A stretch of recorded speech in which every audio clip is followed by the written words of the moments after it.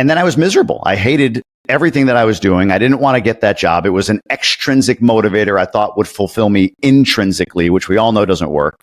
So I went into a bit of a depression for that year. It's sort of an odd thing. You know, you're financially in an amazing place. You're supporting your family. You know, you can do what you want when you want, but I felt hollow. I felt empty. So I found real estate. What is going on, everybody? Welcome back to the Biz Dad podcast. Today we have I was going to say pleasure, but after what just happened before we started recording, I'm not sure I want to say pleasure anymore. But we have, I guess, the ability to have Jamie Gruber on the podcast today. So, no, it is an absolute pleasure. Jamie and I have known each other for, 5 years, something like that, between a couple different masterminds that we've been in. But I'm really excited to have Jamie on.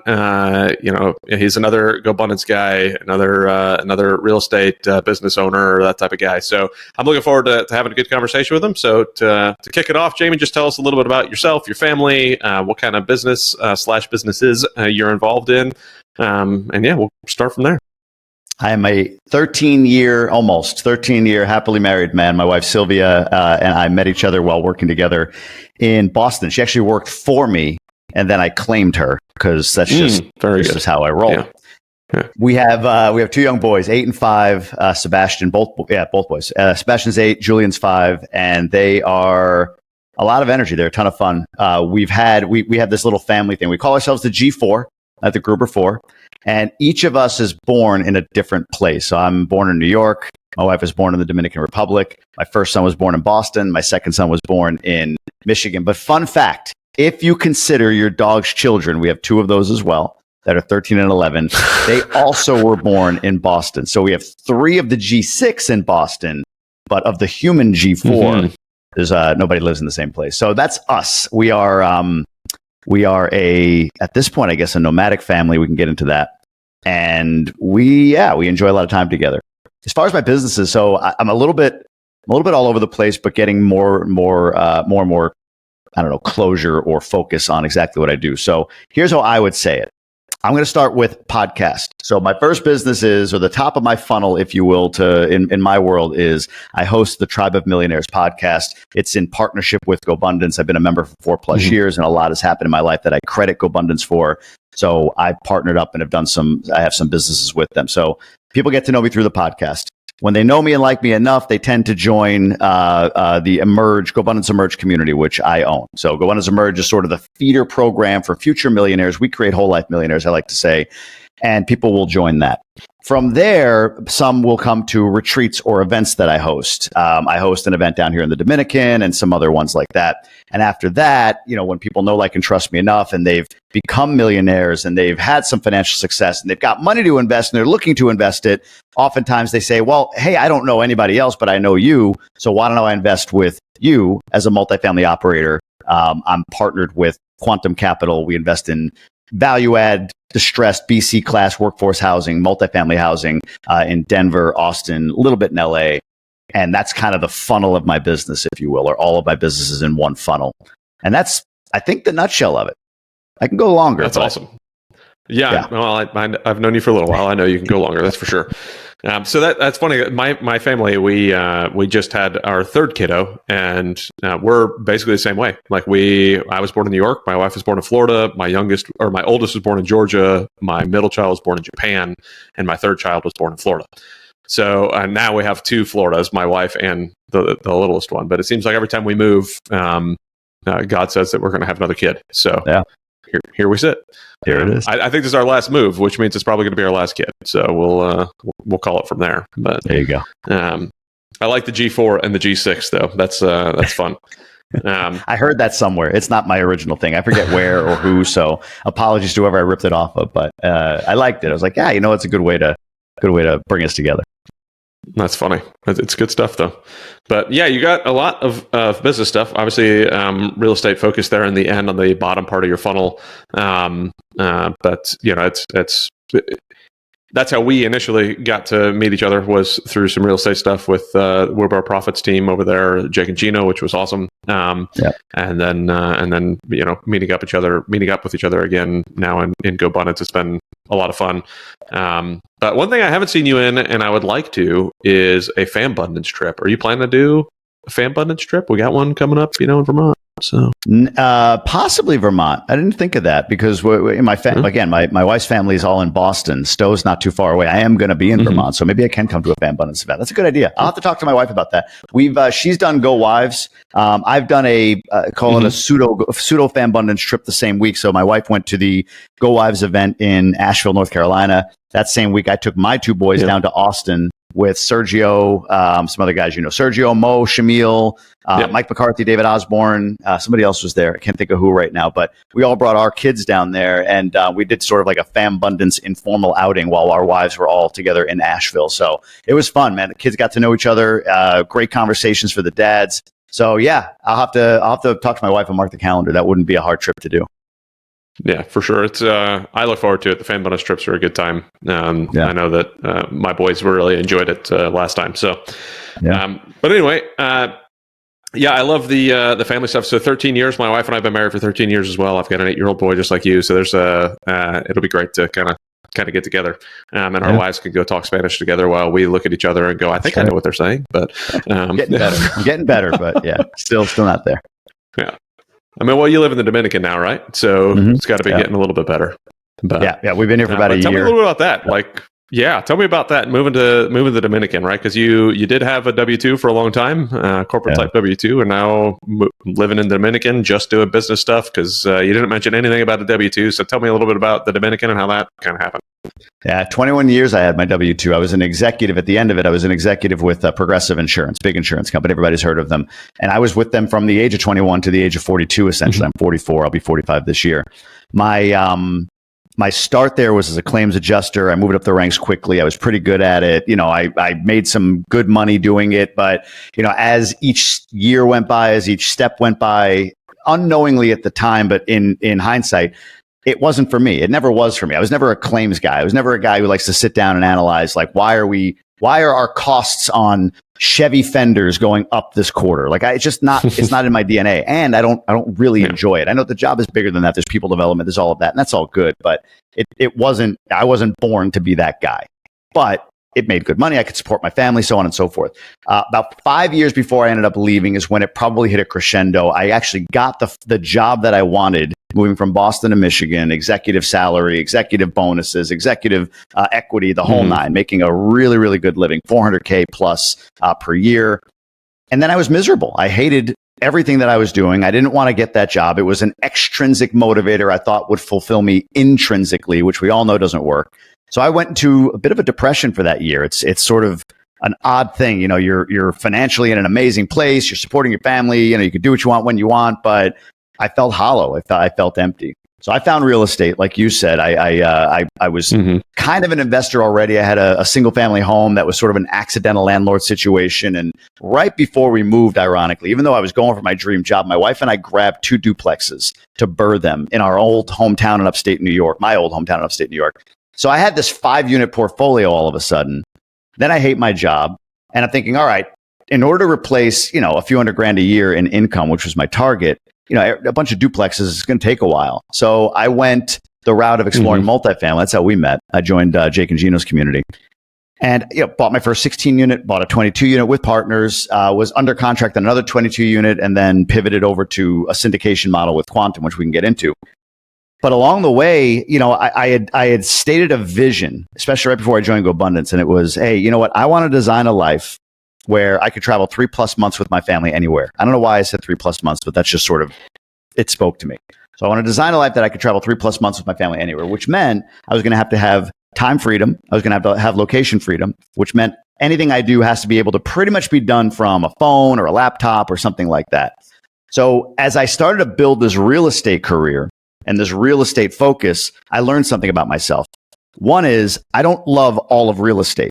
I love what real estate does. I love certain aspects of real estate, but I'm not an operations guy. I'm not an acquisitions guy. I don't enjoy underwriting deals. I know I'm supposed to, but I didn't want to. And it was kind of okay, here I just chose this path away from my W-2, but I'm not loving all of it. So now what? Well, in there, I created a networking group. And this networking group was really fulfilling for me. It was around real estate. So I was like, okay, well, in the real estate space, I can network. And actually, that networking group was what brought me the 16 unit, the 22 units. It's like, oh, wow. I can leverage my interpersonal skill or my desire to talk a lot, like you said a little bit ago with your passive aggressive insult, that I can leverage that in the space of real estate. And then I had a partner who really did all of the underwriting and all of that stuff. He was more behind the scenes, if you will. But even after a certain amount of time, it was like, well, I love real estate. I love what it does. I love these sort of branding and these interactions I have and my brand being built, and I'm being invited to speak at certain things. But there's only so many conversations I can have about, all right, today we're going to talk about cost seg. There's just only so many of those I could do. And I really was enjoying times that I kind of went off brand a bit and would talk to people about a bunch of topics, anything from mindset to money, to the economy, to you name it. So my brand sort of morphed over to more of like a lifestyle brand, more of a holistic sort of, a way of it, which again, aligned very much with GoBundance. It's wealth, it's health, it's relationships, it's all of that stuff. So at a point in time, I had a real estate portfolio. I had my brand that I'm building. I partnered with GoBundance to build Emerge. And late in 2020, I got to this point where Emerge had launched. I was feeling a ton of fulfillment. This is about 2-3 years after I got the job I hated. Feeling a ton of fulfillment in what we were getting there. People were really getting unstuck. They were getting clarity on their vision. They were setting goals. They were holding each other accountable. All the stuff. It's a GoBundance community. All the stuff that you and I get out of GoBundance. And they're giving me this feedback like, yeah, this is amazing, right? And by the third month, which was January, 2 things happened. One, I had a Bigger Pockets episode release. So my Bigger Pockets episode, I think it's like 436 or something, came out January 2021. And the first group of Emerge people, which at the time we did like a 3-week course, graduated with all this feedback. Now, the third thing that happened was I had committed to traveling for 1 month to my pod for that quarter with my family, somewhere warm. We lived in Michigan and we went down to South Florida for February 2021. And on that drive down is where I really got a lot of clarity. I just had time. I had time to think, and there weren't kids and everything. My wife and kids flew. I drove by myself. And in thinking and getting really, really introspective about it, I was like, all right, well, wait a minute. What do I make right now on the side? What do I have saved? What have I built? How much do I believe in it? What are my expenses per month? And this is all not even back of the napkin. This is just like staring at the road and thinking of it. Like, yeah, I think my expenses, add this, add that, like doing math in my head. And with all of that, came to pretty much the conclusion I was going to quit my job. I actually stopped in St. Augustine and met with Gino. I had lunch with him and Josh, if you remember those guys. And then after that, Gino's pushing, hey, man, you got to quit. Absolutely. I was telling him what I was thinking. After that, on the drive down to Hollywood, from St. Augustine to Hollywood, Florida, which is about 3-4 hours, I got a phone call from a friend of mine I used to work with in Boston. And he said, hey, man, I want to tell you about this guy, Paul. Not this guy, Paul. I mean, I knew Paul. I want to tell you about Paul. Just so you know, he went into the hospital last night with some chest pains and he just never came out. And Paul was 4 or 5 years older than me, healthy, from Vermont, had 2 kids, a little older than mine, great guy, a guy I looked up to. He was an executive before I was. He actually ended up, after I got promoted, taking a step back, but just a great, great guy. And I placed myself in that moment, like instantly in that situation of his, like his wife and everything. Like I can imagine, just for a minute, I can imagine like he's going about his day on Friday. He's got a little bit of, this is Saturday I got the call. So he's got something going on. Just something feels off, right? Throughout the day. Goes to lunch. Maybe it's indigestion. Who knows? Comes home, goes to his wife. Babe, I don't know what it is, but just something's bothering me. I'm going to go to the hospital. She's like, yeah. Let's go get you checked out. No problem, right? Go to the hospital. He goes in the back. I can picture what she's doing, right? Well, what anybody would do if my wife was back there. You're on your phone. Tomorrow we got this going on. Sunday, the kids got ballet, whatever. And then an hour later, 2 hours later, however long later, a doctor comes out and says, I'm so sorry. He didn't make it. And I getting chills saying it. And I had myself in that moment. In that moment, I see myself in the rearview mirror and I could feel this connection with this whatever he is at that point. And it was just like, I'm done. I'm ready. It's time. I went from 99% of the way there to target lock, 100% of the way there, quitting my job in that moment. And I honestly think that was the bigger leap. Going from 0 to 99, you can do that pretty quickly. It's, I don't know, you go through a couple of days of thinking, but that leap from 99 to 100, that's big. And I think about, you're a military guy. I think about like Top Gun, the movies. They don't fire, right? Until they have target lock. You see the red diamond bouncing around on the target in the old movie. I don't know about the new one, but the old movie, right? You see the red target bouncing around on there, and it's like, it's there, just shoot. It's like, no, not until target lock. And I think you have to have that target lock moment to make a move like I did. Throw away $400,000 a year, throw away a bunch of unvested equity, probably $500,000 in equity that it just went back to the company because it was restricted stock units. They would vest every year, but there was always something that wouldn't vest.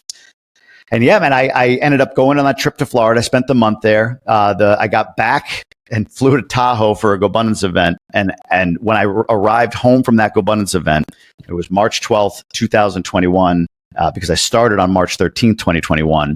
I submitted my resignation. Only reason I didn't do it on the 13th to make it a full 21 years to the day was the 13th was a Saturday.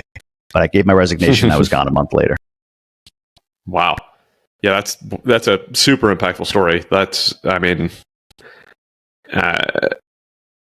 Putting yourself in that position and just, I had to do obviously something similar when I left the military, right? I mean, I'm throwing away a pension, I'm throwing away the retirement, for the military folks, that coveted blue ID card, like when you retire, it's just, I'm completely retired. I'm getting multiple paychecks from the government. I'm walking away. I was tired of not seeing my family. I was tired of bouncing around all over the place. I knew multiple people and that, died in war and never coming home, right? That's a family that is no longer with a dad, no longer with a mom. And those moments, you can't, when you really start to think about those things, it puts life into a completely different perspective. It puts family into a completely different perspective. It's crazy. When you that month you spent in Florida, how did the conversations go with your wife, and what were your thoughts looking at your kids playing, on the beach in Florida as you're going through all of the stuff in your brain? I would imagine you sitting there on the beach watching your kids, now you're going 100 miles an hour trying to figure out what is this new path going to look like? How is this working? What is my wife saying about this? Talk me through a little bit of that. My wife is, and maybe it's the benefit of her background. My wife she grew up in the Dominican Republic. She didn't have much. I mean, and her bathroom was a hole in the backyard for a number of years of her early life. So she's always said it before even I made this decision. She was saying, "Hey, look, really, what's the worst case here? We got to downgrade. We got to sell our house, get a 2-bedroom apartment." She's like, "I mean, really, what's the worst case?" Now, not every wife or husband might think that way, right? You have a certain level that you aspire, and she doesn't want to go backwards, but she's just saying, "Hey, look, the chances of that are fairly slim." It was very peaceful as far as the decision. There wasn't a lot of, I told her when she got there, because again, they flew in, they got there after me. They flew in a couple days after I started driving. And she was like, "Okay, as long as you feel like we're ready to go, then okay, cool." So no questions there, no issues there. I got very conscious of the fact that I need to create, a life outside of. So for context, I didn't have the passive income to walk away from the job. That wasn't my calculus. I calculated that I don't take any income from my properties at this point. I'm not taking anything out of it. They're cash flowing, but everything just kind of goes back into the account, right? But I was like, all right, well, I could take from my 5 units back in New York, the 2 duplexes and single family, the 16, 20, I could take $4,000 a month. And that was essentially going to cover base expenses for me, other than food and healthcare. But it would cover a house, car insurance, heat, electric, cell phone, Wi-Fi, basic, right? So I was like, well, all right, so we can cover that. I had $100,000+ in the bank. So I was like, wow, that's our burn account. So, I've got that over time if I need it. So I didn't have the passive income just to step away. So for me, it was like, all right, well, I just started Emerge. That wasn't cash flowing. It's a new business, right? We made a little money, but it was all going back into the business. So, what do I need to create here? As I go forward. So I probably got a little too busy that month looking at and talking about and having conversations about how I can build or what I can structure after I leave my job.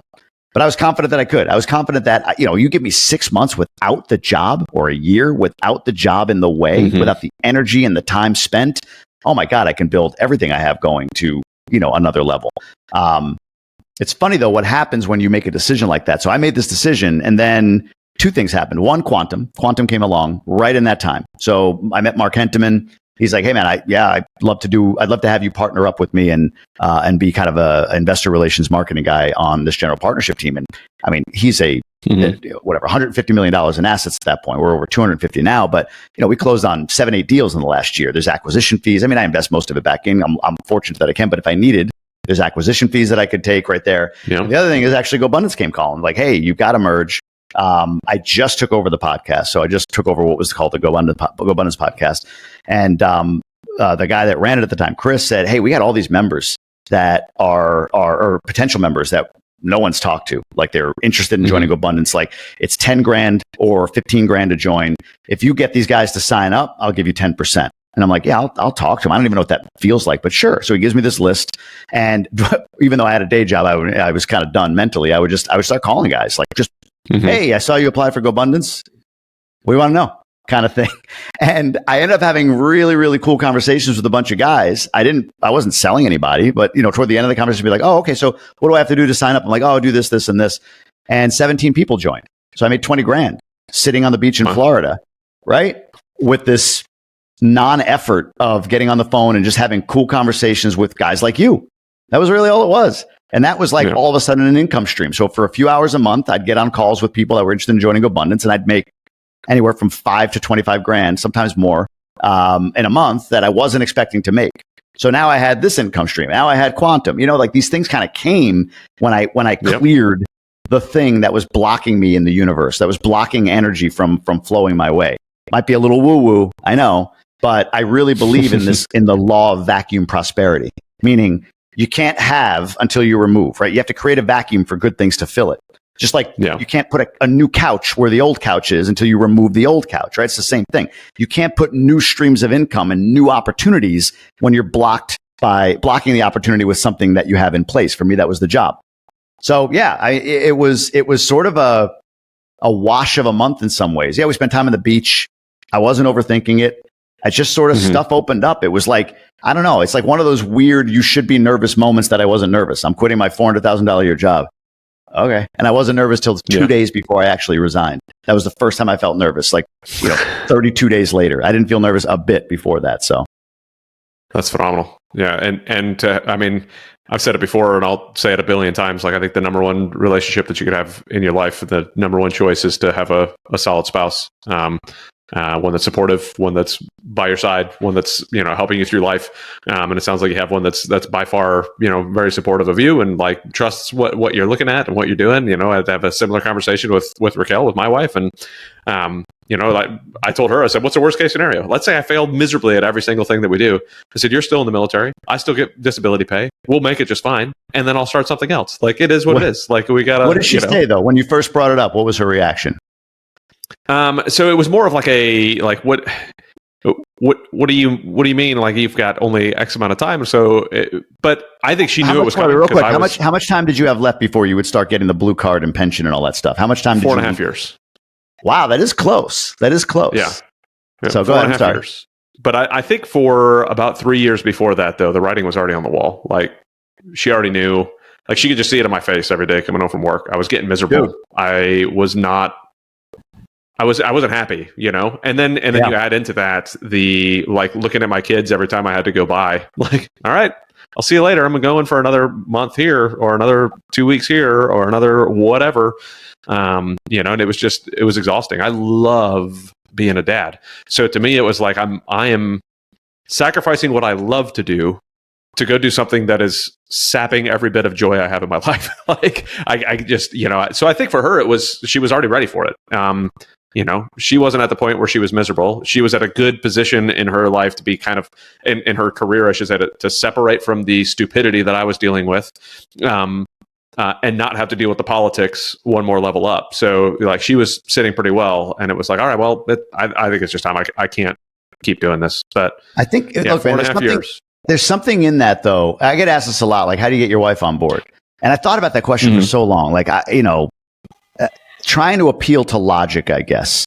And it doesn't work. And that's not because our wives are illogical, but they, in many cases, you'll hear this a lot, right? Like, oh, my wife grew up in X circumstance, doesn't want to go back there. Like my wife grew up in that circumstance and isn't afraid to go back there. But I get it. If you grew up in poverty or an abusive situation or just always the stress of we're just scraping by. I get why a wife or a husband or whomever would feel that way. And typically it's more the wife, just because I think that's more of a feminine energy thing than a masculine energy thing. Masculine energy is like, I can conquer, I can go, I can do. Feminine energy is more nurture and make sure, like, I got these kids, I want to make sure they're protected. It's just a different dynamic. But what I've arrived at, because I think about like whether my wife was just like this, hey, whatever you want, on board, maybe, but I may not be giving myself enough credit. And I think this is for creating this. And this is where I think when people ask, how do I enroll my spouse? I think this is the answer. And you just kind of alluded to it. No one can deny, not one human being can deny when they see the look in somebody else's eye. Mm-hmm. You know, like if you were to see Mike Tyson before a fight in his heyday, no one can deny that someone's about to get hurt, right? Yeah. He doesn't have to say anything. He doesn't have to do anything. He doesn't have to show you. Someone's getting hurt. And it's the same thing, I think, when it comes to when you leave. In our cases, we built something and we had something that was sucking our energy, that was sapping, the humanity out of us. For whatever reason, we allowed that to happen. If you've created something that your wife can see from afar, like, whoa, when he pivots to that, like, holy cow, she can't deny that. She won't deny that. A wife, a feminine energy or whatever, wants to follow a strong man. Whatever. I'm going to go Andrew Tate here, but you get my point, right? A strong man will lead, and a strong wife will know when that man is ready to go. Like she understands that, right? Like it's the both of you. It's not like one has domain over the other. It's, hey, when the man is fully in his secure masculine, like I know the feminine energy can recognize that. So if you want to leave your job or change your life or do something completely drastic, move to another part of the country because you believe you should, and you're saying your wife's not on board, then I think you have to look inwardly and say, I'm not fully committed myself. I might seem like I am. I might feel like I am, but you're at 99%. You're not a target lock. When you're target lock, no human being can deny, okay, I see it. I see exactly where you are. And that's exactly what you just said your wife did. Your wife saw in you like, okay, it may not be, there might be like logistical stuff around here that doesn't feel very good. Income, blue card, all this stuff. But I can't deny this. I can't deny this energy I'm feeling from this guy. Would you agree? For sure. Yeah, I definitely agree. And I think that it even starts, if you ask me, how do you get them on board? I think it starts even at dating, right? Like, have you guys had the conversations that, you're comfortable with? Have you, throughout your marriage, have you guys been open and honest with each other and talking about these different things?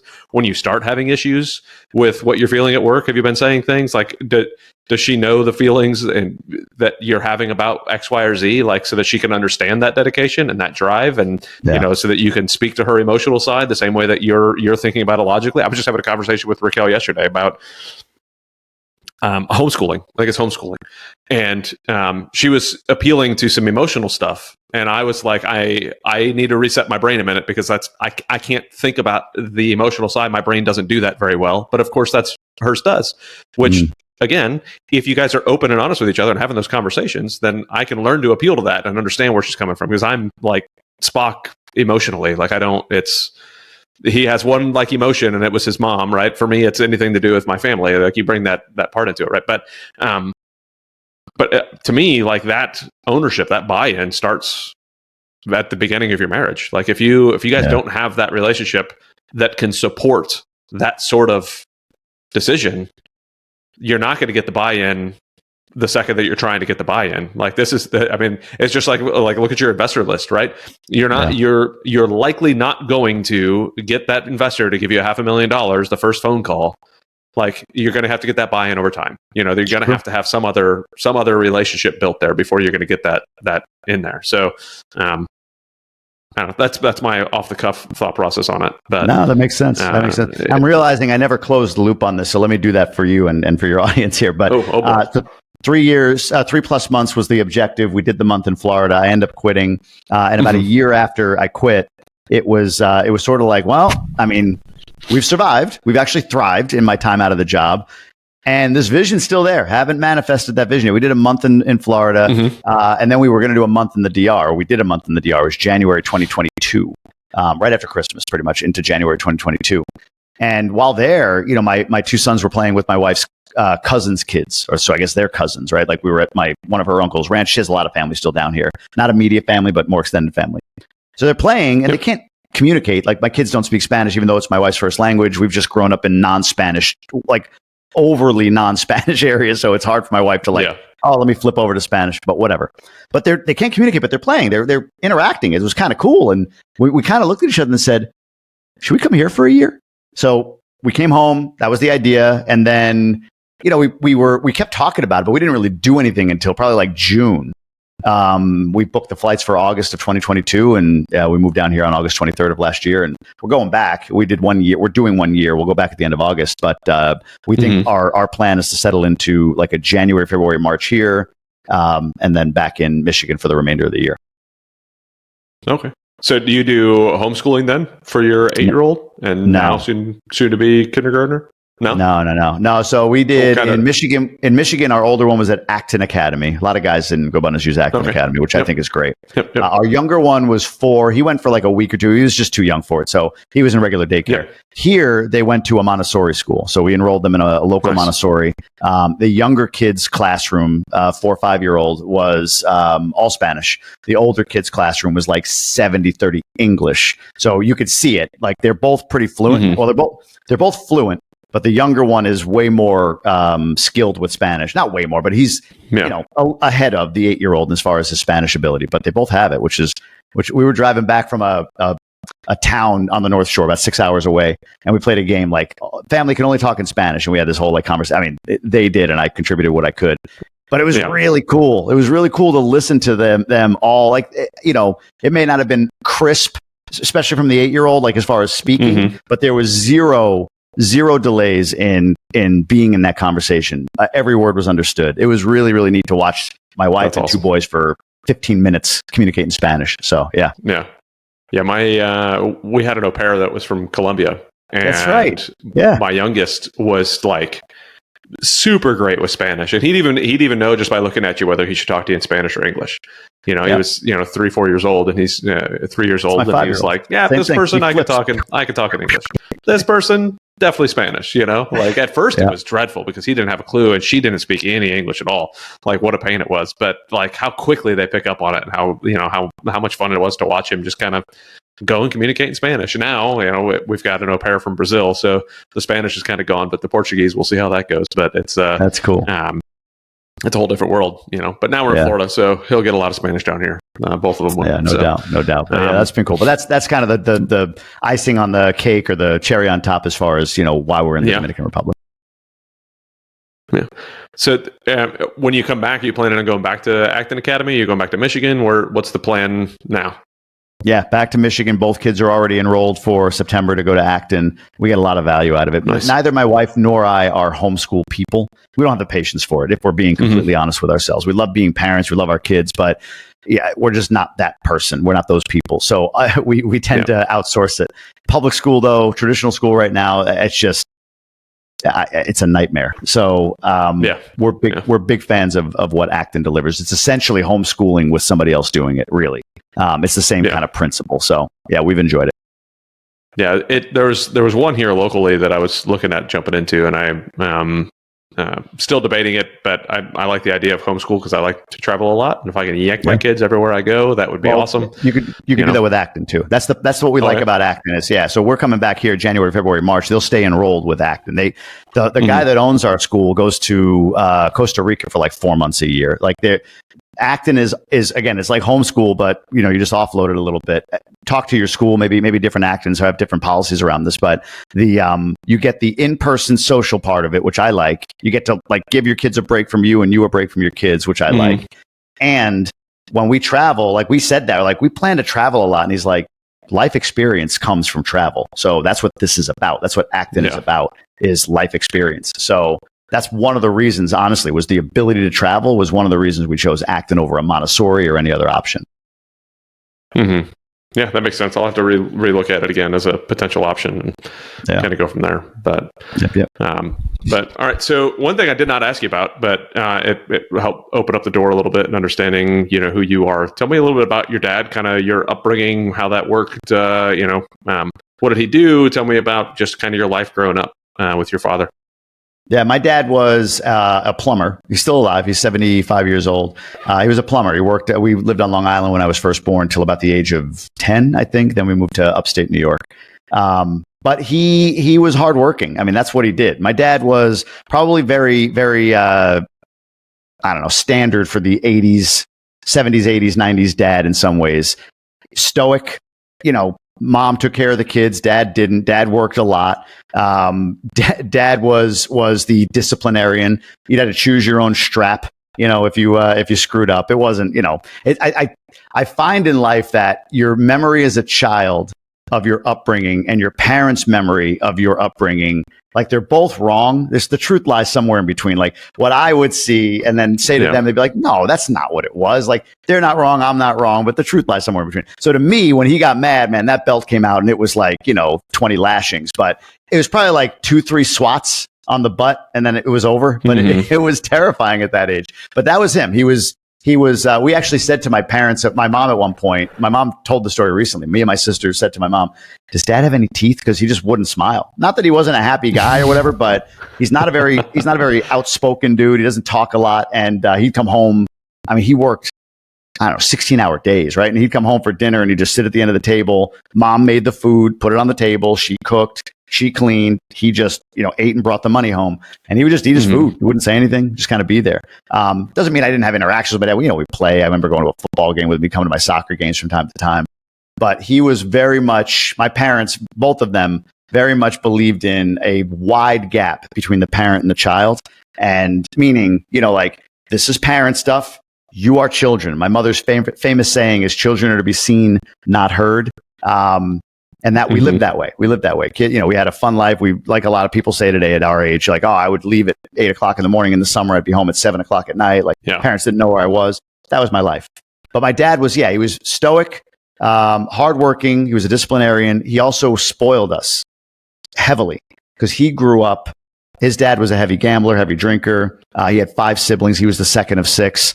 He didn't have any stability at home. He lived with teachers. He lived with friends. Like there was just no stability at home. So I think something that he valued heavily was creating a stable home for us. And part of that was anything we wanted. I wanted a Nintendo. I got the Nintendo. My sister wanted a ring. She got the ring. Like what was he making? $40,000 a year? I mean, back then that's good living, but it's not like, we weren't rich. We were middle class, but he would find a way all the time. He would spoil. That was his thing. That was how he showed love, how he felt like because he had nothing. He wanted to give us everything. But that was him. Still is. Yeah. Well, awesome. So what, pulling back from that, kind of what did you, because you are not, quiet. You're not.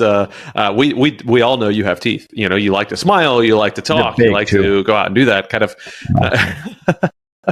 For those of you only listening, yes, he's showing off his big white teeth. So I have big teeth. Man. But tell me, like, what is it that you think, especially now? So for me, once I became an adult, I kind of started looking at things a little bit differently and understanding where my dad came from.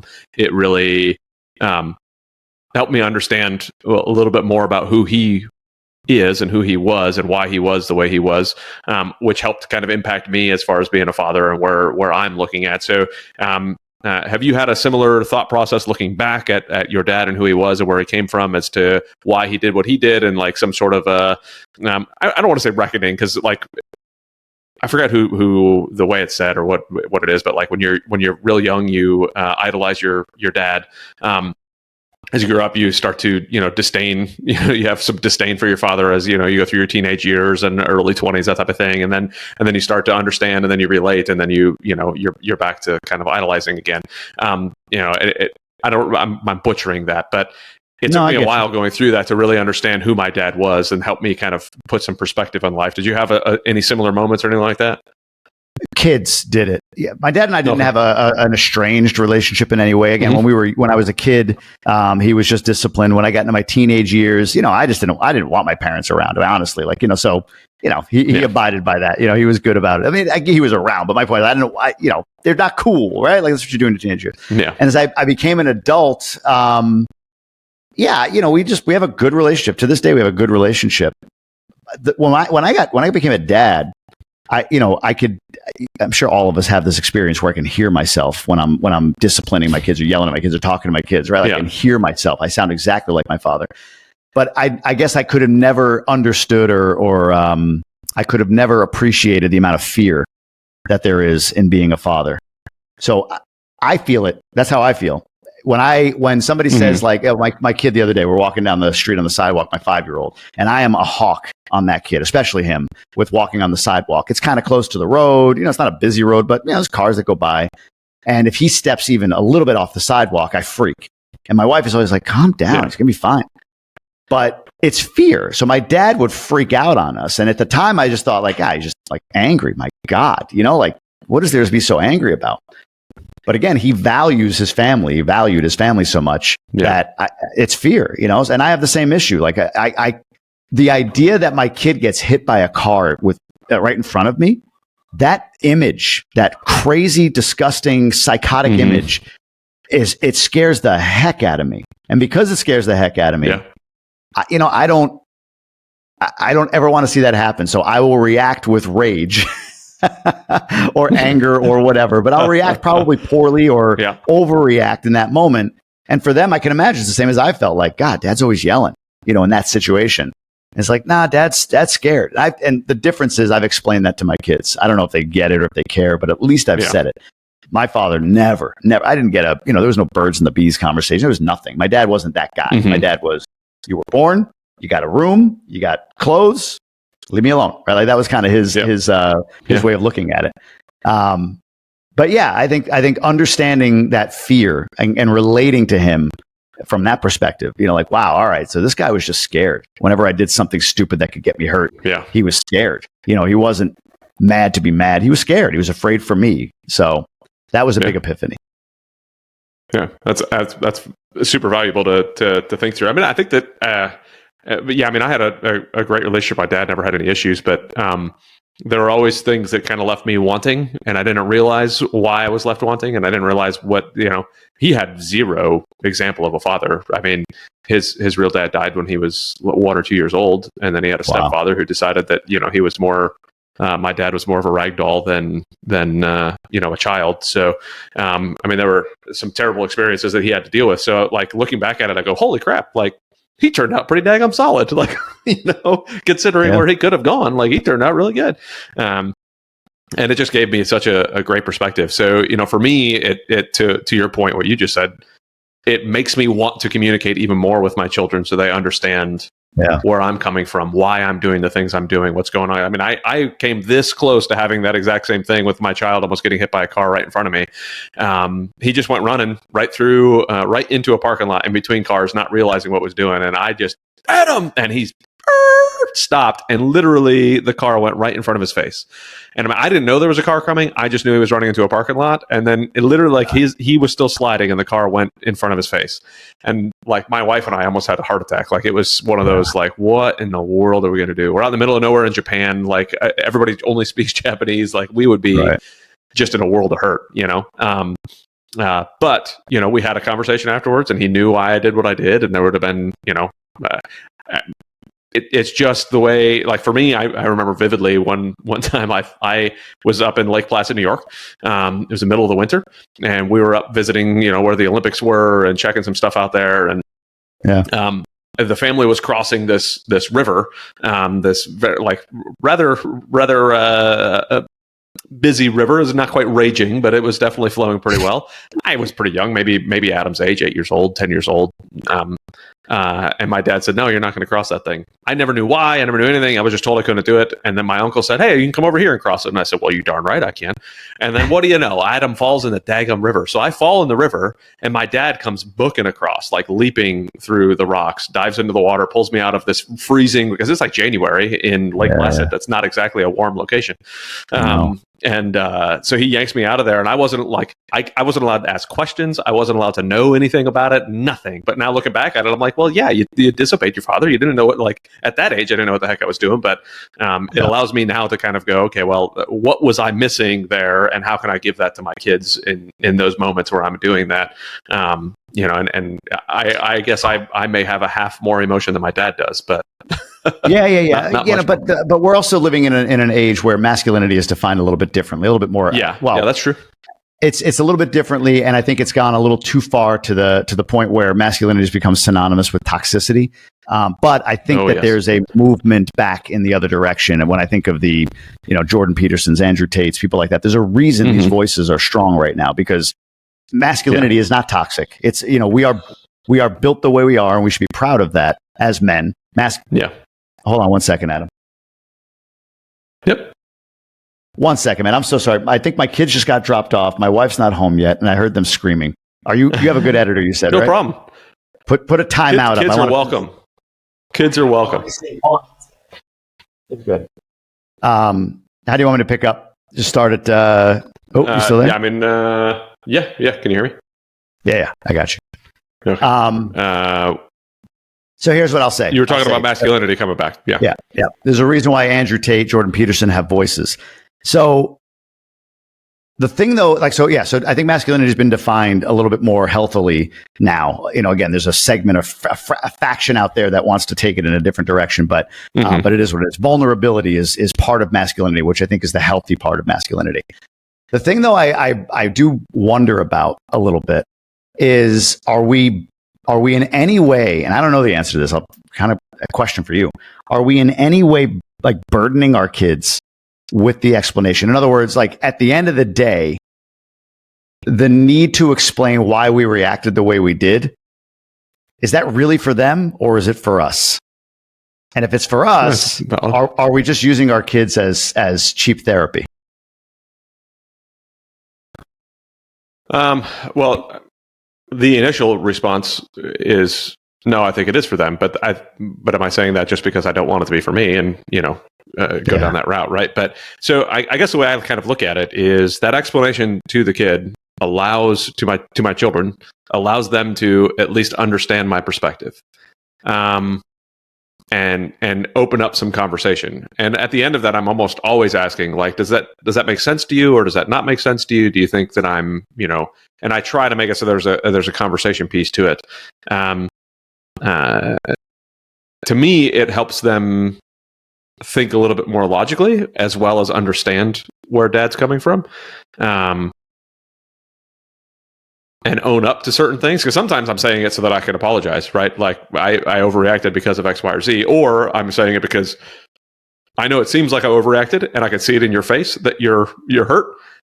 But if you look at what X, Y, and Z happens after that, if I miss this moment, then that could be a very bad thing, right? So, I don't know. I guess at the same point, though, I could see it being more for me than them, just so that I could feel like, hey, I feel good that at least he knows, he understands. I've explained it to him, and I'm not putting anything on my shoulders, right? So, well, I'm just thinking back then, like if my father explained it to me, if he said to me, hey, I yelled at you because of this, that, or the other. I'm trying to put myself as a kid. I don't know if I cared. I don't know if I would have cared. Yeah. You know what I mean? All I know is I got yelled at. And I don't know what the answer is here, man, by the way. I don't know. I mean, I think it's healthier to have had the conversation so they have, recollection of and memory of, oh, I remember dad saying this once. Now it makes sense. Might be when they're 20, might be when they're 15, who knows? But I do wonder that sometimes, like, do I feel guilty or bad? Yeah, I overreacted. And therefore I need to cleanse and just like dump it on this little body and say, hey, daddy's sorry for how I reacted in that situation. Yeah. I don't know. I don't think it's right, wrong. I just wonder. So I want to go to the masculinity side again. I'm completely with you that I think that we went down we as a general statement, not clearly me and you based off of this portion of the conversation, but like this toxic masculinity nonsense that has been portrayed. So I spent 3 years in Japan, And what happened in Japan after World War II is they vowed to never turn into Imperial Japan again. Like they never wanted to go back to that mindset, that thought process. So like their men stepped away from the samurai thought process, like from the like warrior mindset. And it actually to today, they're having a hard time even getting men to procreate, right? Like men are having sexual relations at a much a lower rate than ever before. There's less relationships happening. They're having a hard time doing that. So they didn't look at it and say it's toxic masculinity in the way that we do right now, but they ran away from masculinity in such a way because they did not want to turn into Imperial Japan again, that now they're having a hard time, getting people to join the military. What are we doing today? Having a hard time getting people to join the military, right? They're having a hard time being able to, have enough children to be able to support growth in the community. So, and I'm seeing some of that in what we're doing. We just took it from a different route, right? We took it from a toxic masculinity side instead of hey, we need to not try to, conquer the world and rape and pillage all the time, But like living through that and seeing that for those 3 years was just a very interesting perspective to look at what they were compared to what they are. And I'm hoping that we don't get to a point where, we're struggling with those things. I'm hoping that we have this turnaround to be able to go through. But how would you say that, you have 2 boys, how would you say that you want to teach masculinity to them, as well as represent masculinity? Because the way I like to say it, and a lot of people say it this way, is the things that we're trying to teach our kids, they're caught, not taught. Like they're seeing what you're doing, and that's why they're going to do what they do instead of what you're saying. So, kind of, what are your thoughts on that long diatribe I just had, and then what that means for you as a dad with your boys? I completely agree with you. I didn't know about the Japan thing. That's really, really interesting. But I do, like you said, tea leaves. It is hard to get men to join the military or people to join the military nowadays. We've offloaded what we would deem to be masculinity to certain people, police, fire, military, right? Like we've outsourced masculinity in some ways. I'm there's a lot there. So my mind is processing. Part of it, when you asked about my 2 boys and teaching them masculinity, I think part of what we have to accept is that what we deem to be masculinity and the attributes of masculinity are natural. And I'll get to that in a moment.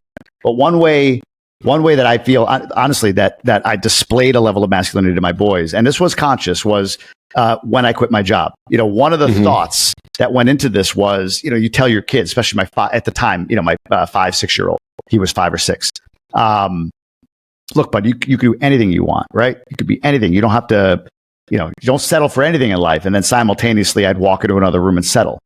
So there was an element. I'm not gonna sit here and say like, I decided to quit my job because I needed to represent or demonstrate for my kids. Not at all. But it was an element. It was one of the pieces. It was like, also, if I keep telling my kids, you can be and do whatever you want, you don't need to settle, then I got to stop I got to model that. So it was a very masculine move to walk away, especially considering wife doesn't work, doesn't have a job. We don't get health benefits from anybody if I walk away, right? It's me. So that was a very, I think, a masculine way to display what it is to be a man or be masculine. Like I made a decision and we're going with it.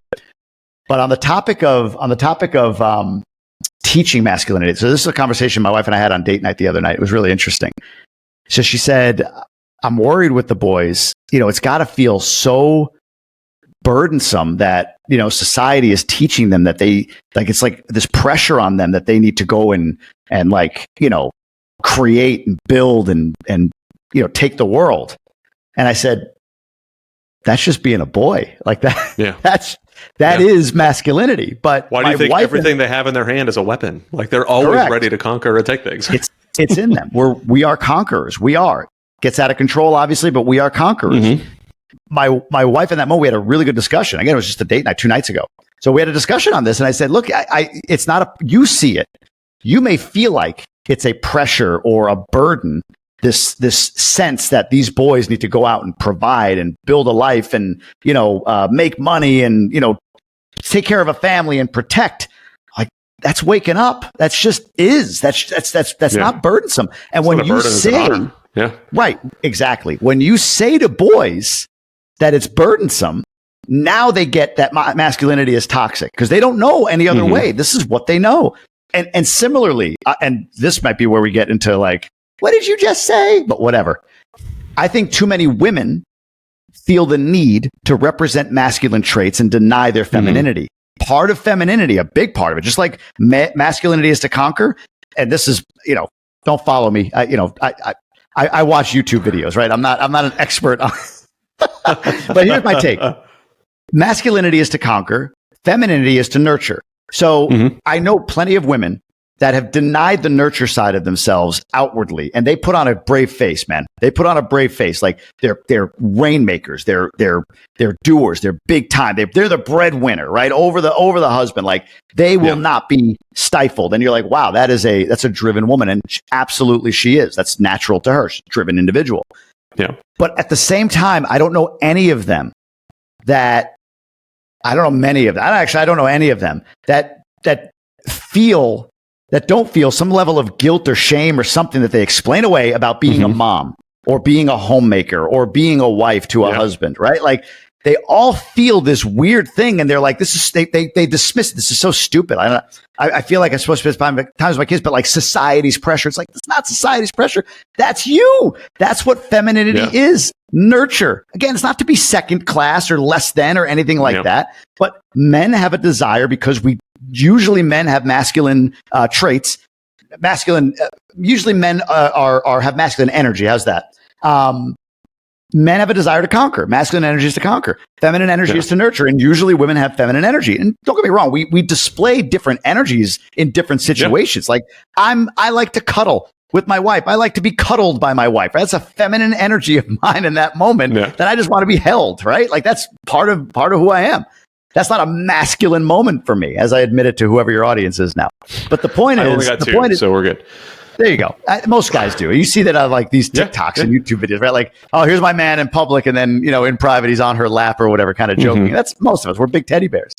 But the point is like there's not a burden to conquering and taking and going and driving and providing. There's not a burden. It's an honor. It's natural. So the best thing I feel like I can do is honestly box out that energy that tells them otherwise, including my wife. And this is where, there's so much talk about two-parent households or a father figure, a strong father figure, and what that means and the stats around it. Like, fatherless homes or kids that grow up without a father figure. I mean, the amount of incarceration, the incarceration rate, the dropout rate from school, the crime rate. I mean, all of it, its suicide rate is pregnancy way rate, higher. all sorts of stuff.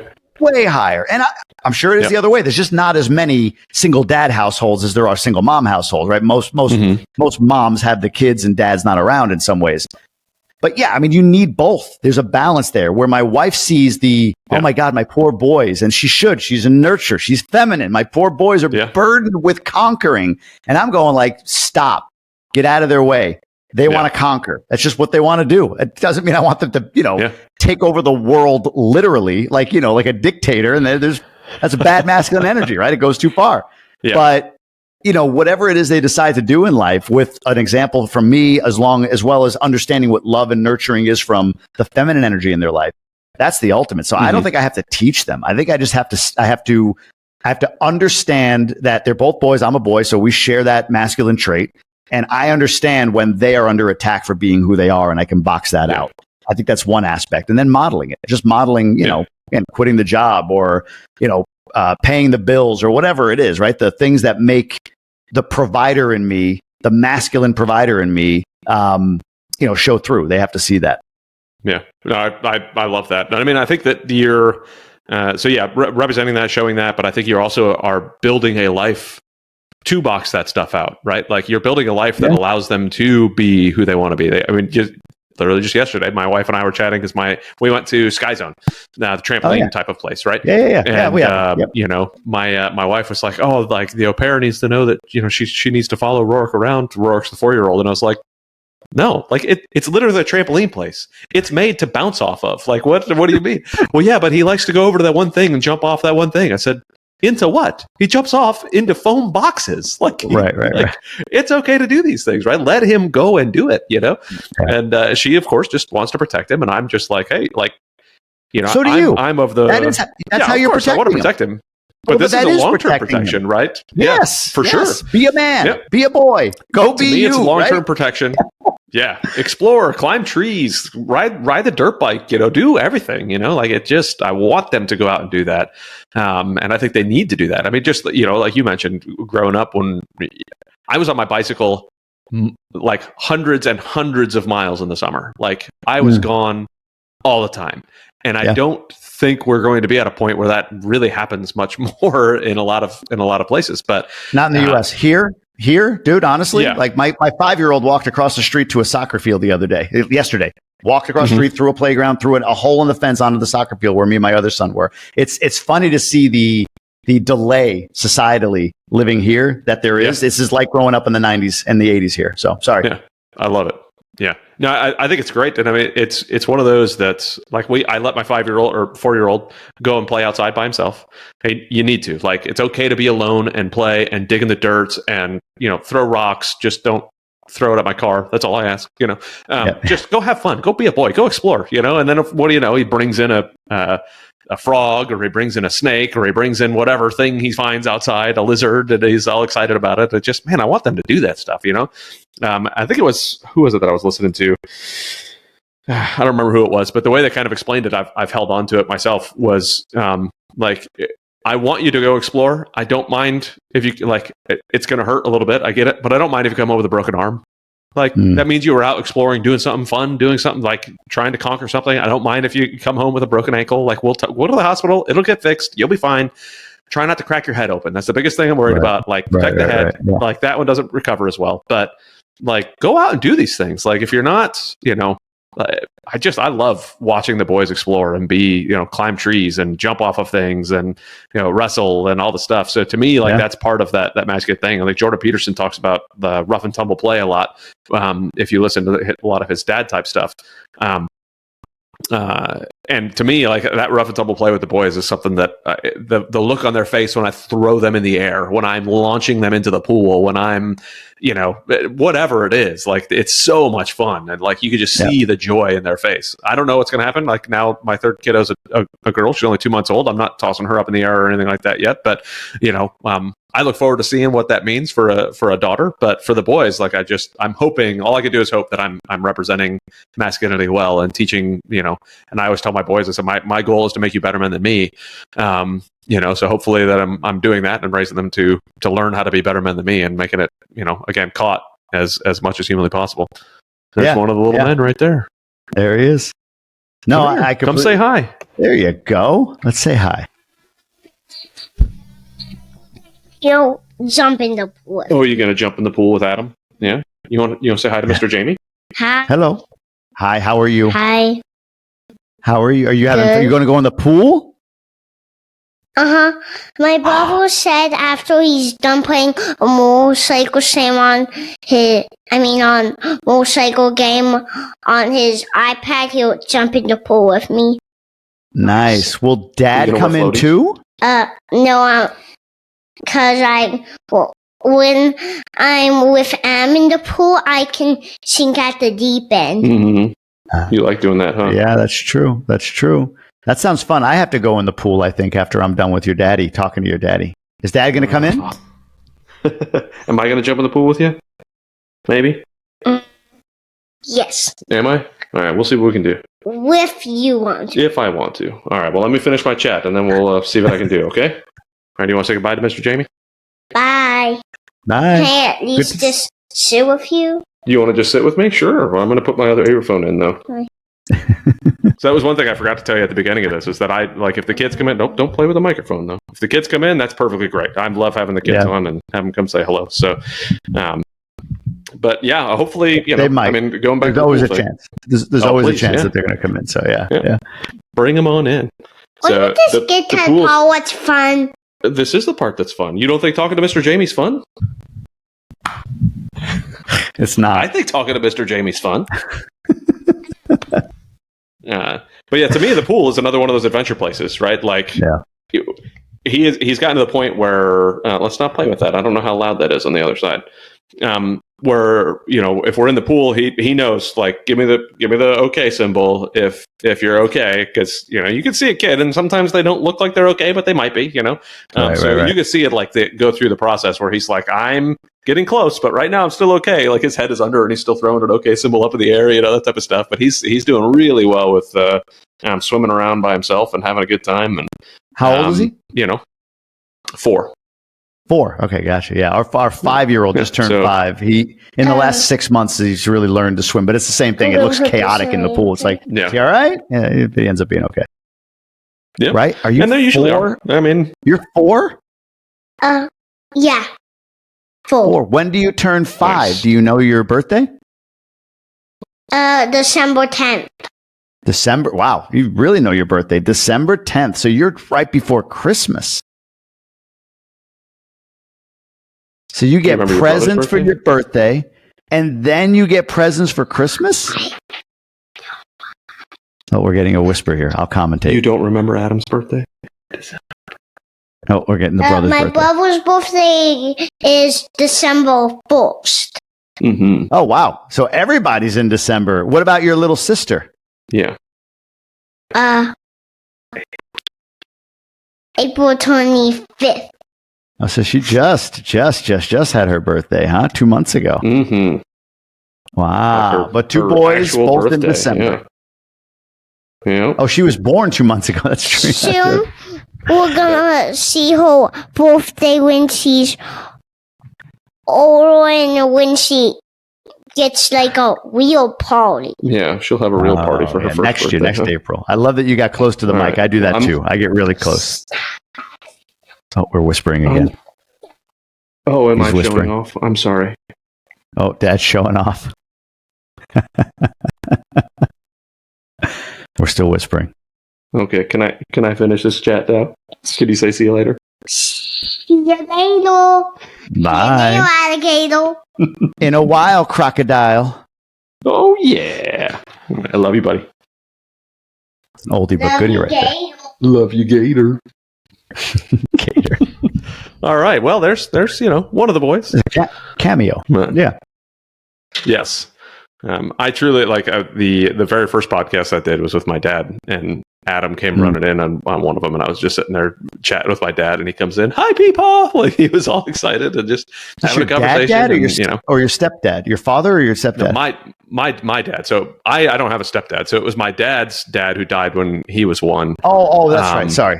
Yeah. Yeah. So, but yeah, so it was with my dad having that conversation, and that to me, like, especially a podcast about dads, like, kind of starting off with my dad, I thought was kind of fitting. But it's funny. I have that goal. I'm trying to get my dad to agree to do my show, like just to have it. You know, I don't even know if I'll release it if he doesn't want to. It's just, but we have it, right? You have that forever. Yeah. So for sure. Yeah.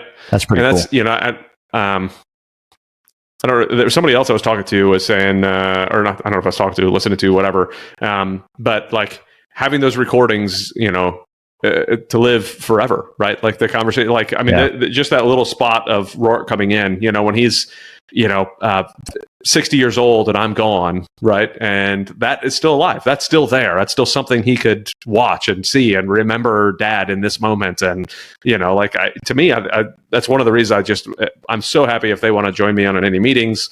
You know, like, I'm like, I warn almost everybody, and if I don't warn them, then who cares? Like, if they're mad that my sons walk in the middle of a call, well, you're probably not the person I need to be on a call with anyways, let's be honest, you know? So I'd much rather just have them be a part of the life and be, you know, enjoy and come in and do these things. So I appreciate you rolling with it and having a chat. Of course, but no. I had that pivot probably COVID, because, you know, in COVID, I'm working at my job, and then inevitably everyone's home. They just pop in, and I would get so like, no.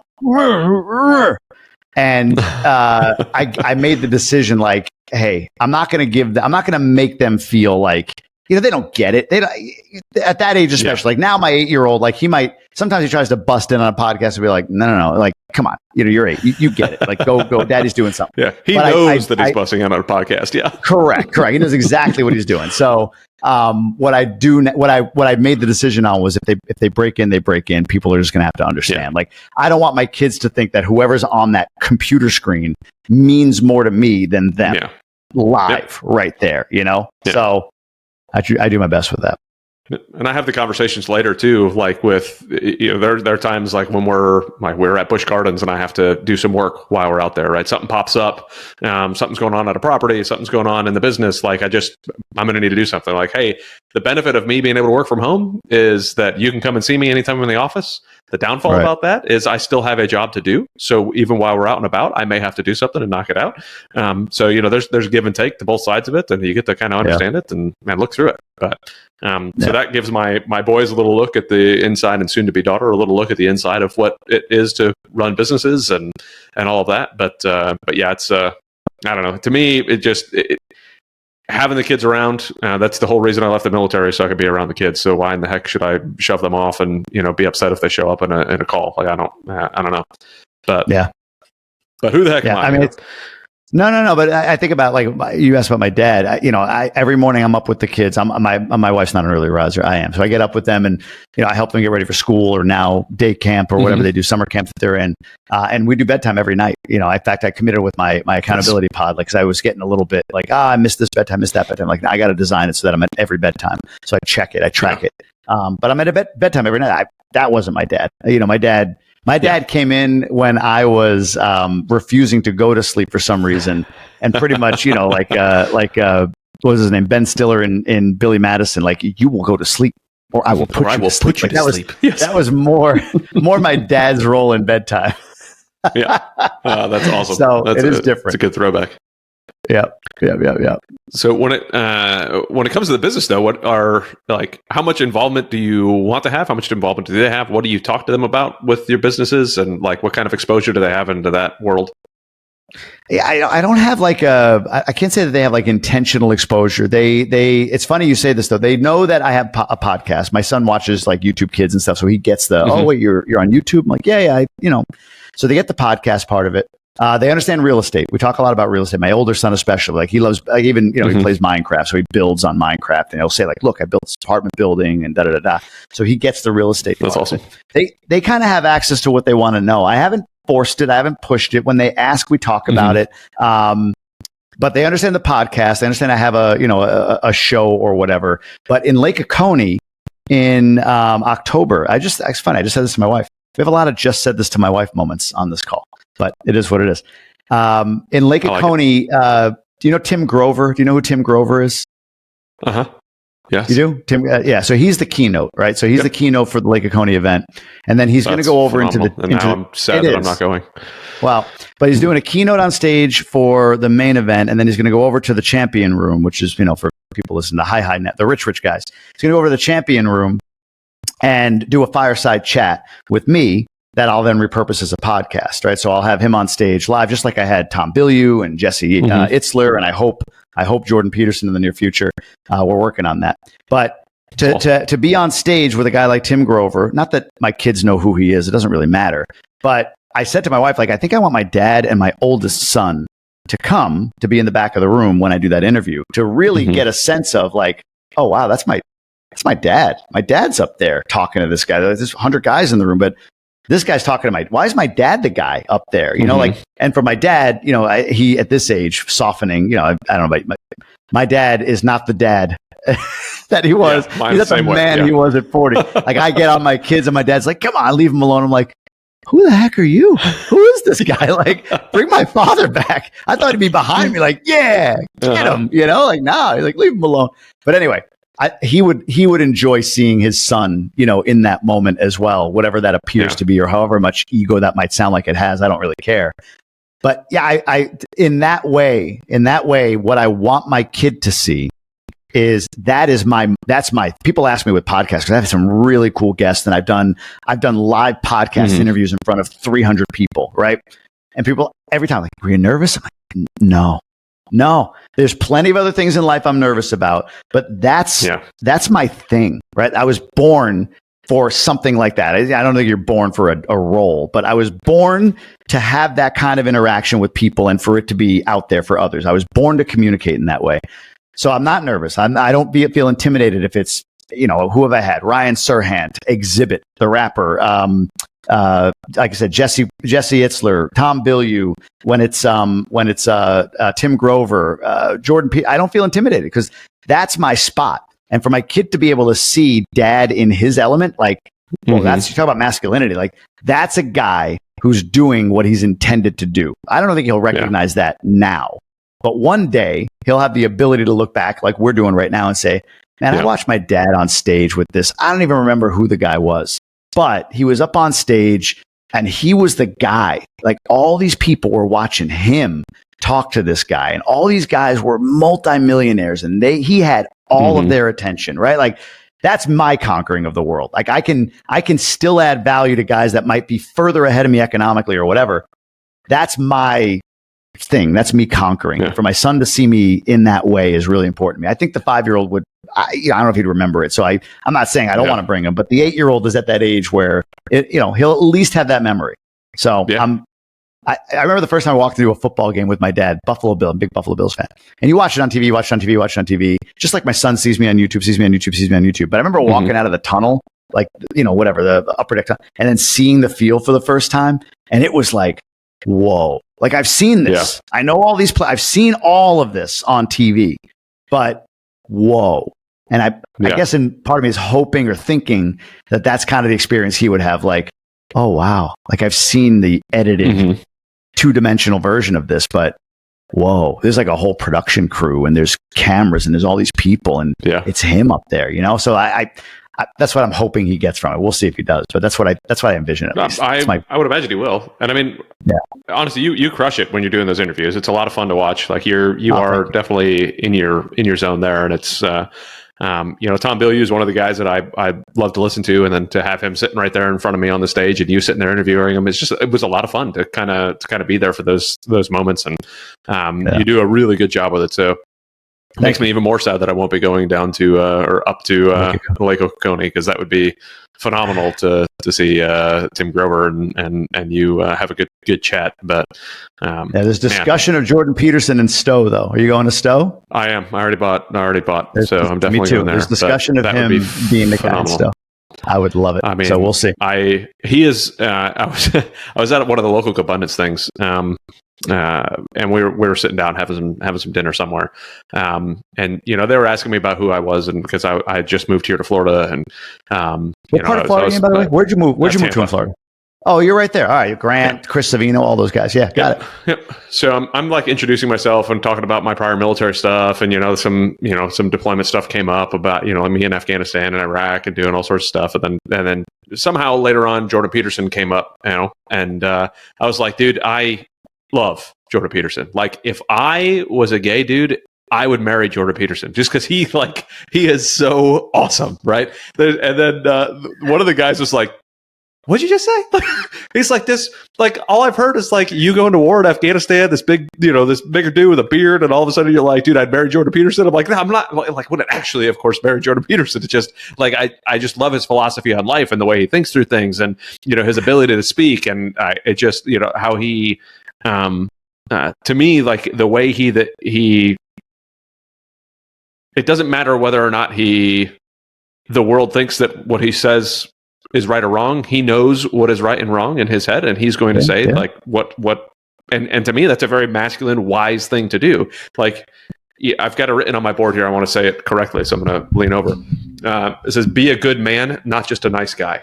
And I don't remember where I heard it from, right? But when I think about that statement, he's one of the people that pop in my head, right? Like, he's not just being a nice guy. He's being a good man. He's representing what he believes is best. And that's my goal for the boys, is to, like, I want to represent what I think is best, whether people like it or not.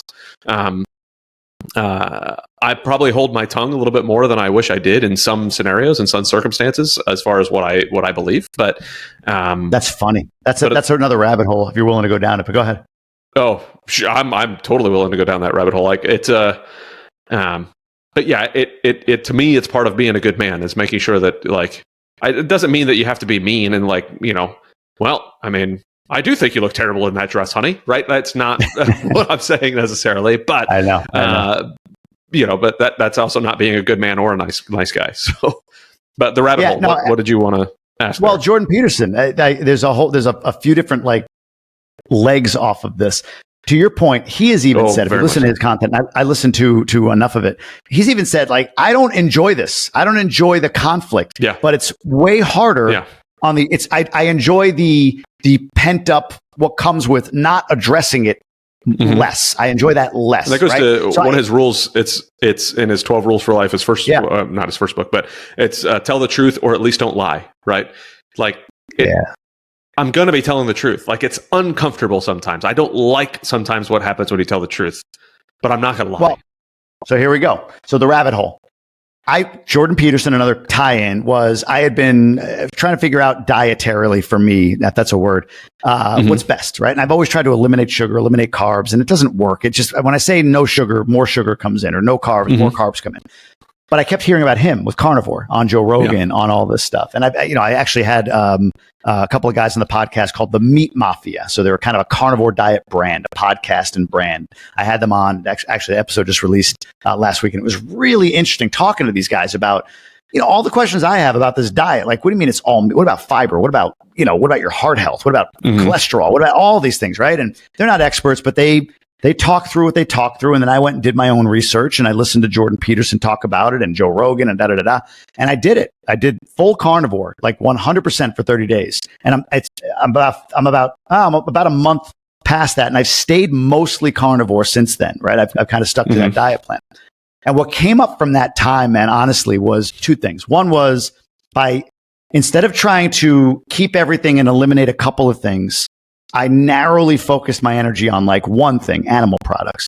And all the things that I wanted to have happened with that extreme focus. In other words, eliminate sugar, eliminate processed foods, lose a little bit of weight. So this exercise regimen, get more energy. So better sleep, whatever. All these things that I had individual plans to accomplish were all accomplished with one linear focus, singular focus. I didn't feel compelled either to cheat. Like, it was just my brain made a decision. I'm only going to eat this, not I'm not going to eat that, if that makes sense.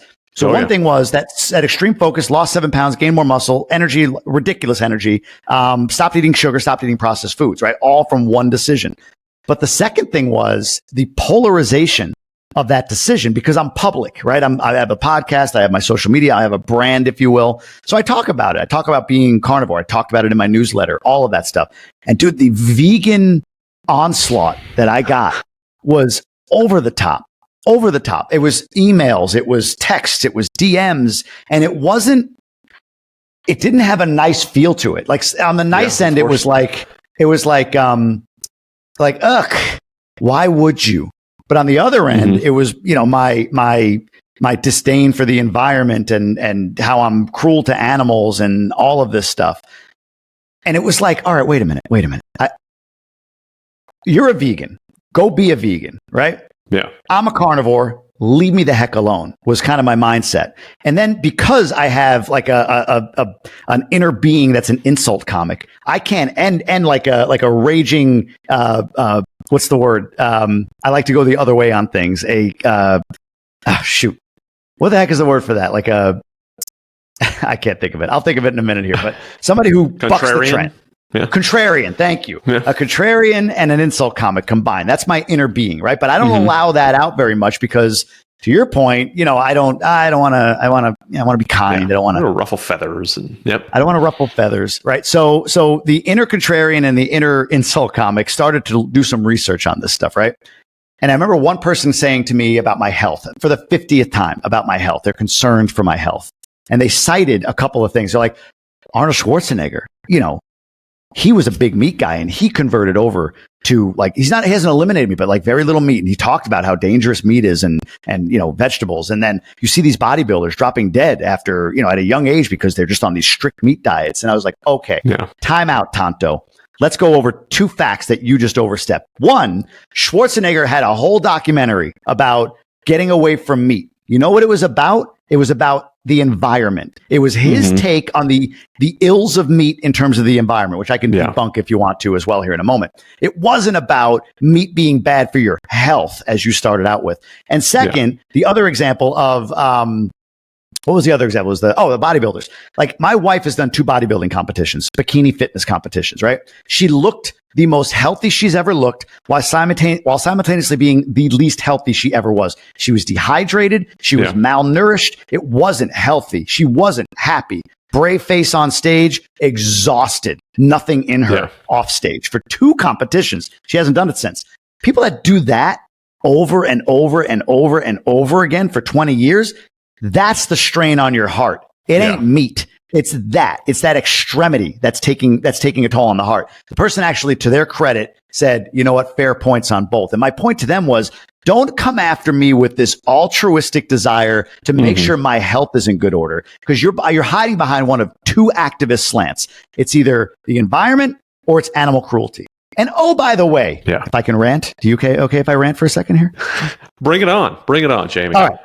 For you vegans out there, if you're listening, oh, by the way, I have a grass-fed cow that I kill and eat for 1.5 years. That meat will feed me. And you know what? All it's done is eat grass. One animal dies to feed me for 1.5 years.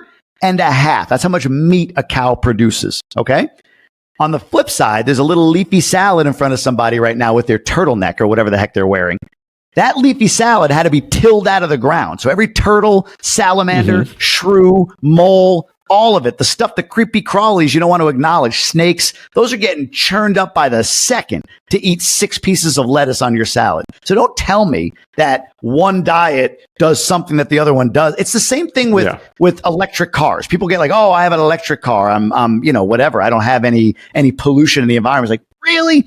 The manufacturing per car for an electric car has way more of an impact on the environment, negative impact on the environment, than the manufacturing of a gas car. Now, over time, when you add it all together, fine. And the last piece I'll say is this whole methane, cows are bad for the environment thing. So there was a study done in 2010, I think it was 2010, that said, cows produce more, gassy emissions and pollution than the transportation industry. That was the statement.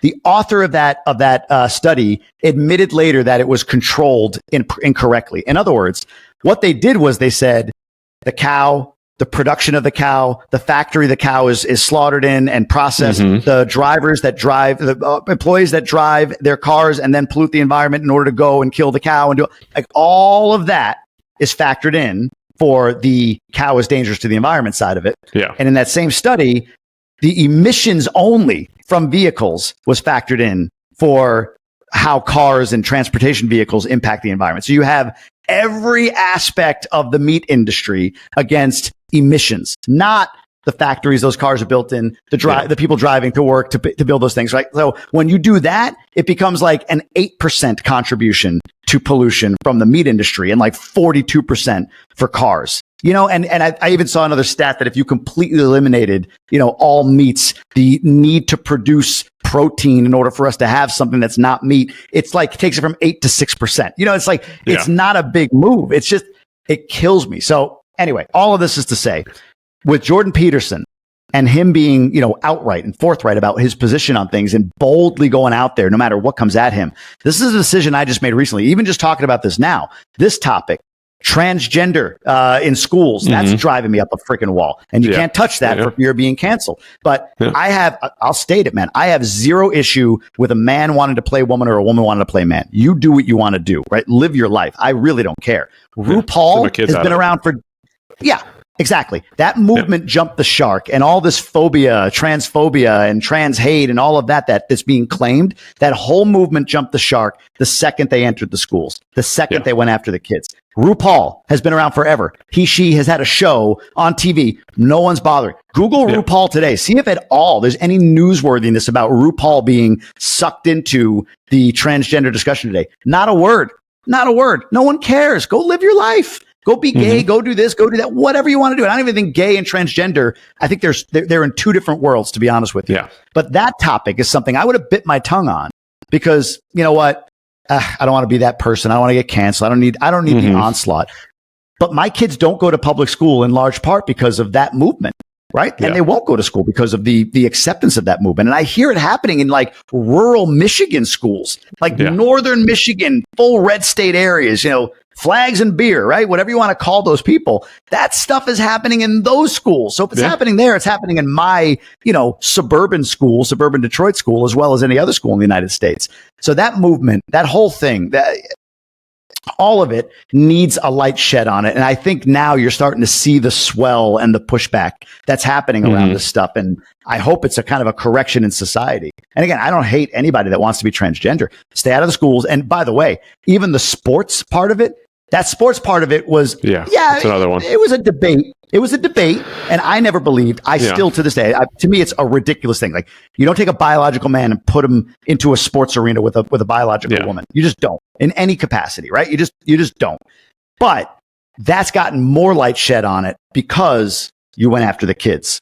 You go after the kids, man. Like even, I mean, there's gay people, non-transgender. There's a large number of them that are saying the same thing. Like, this should not be in schools. I don't want my kids exposed to this stuff, right? Like, not gay, male, female, nothing like that. But they don't want their kids exposed to anything when it comes to gender identity and sexuality at even high school age. You don't need it there. Like, let these kids be kids. They'll grow and figure things out for themselves. So those are the things that I have an opinion on that I've stifled. And I appreciate a guy like Jordan Peterson, because you see him being a responsible man and going out and saying what he believes in. You may not agree with him, and that's perfectly fine. Yeah. But he's willing to say it. And that's what I've decided recently. Like, the vegans, man. The vegans opened something up in me. I'll tell you. They got to me. They got to me. You win. And it's funny.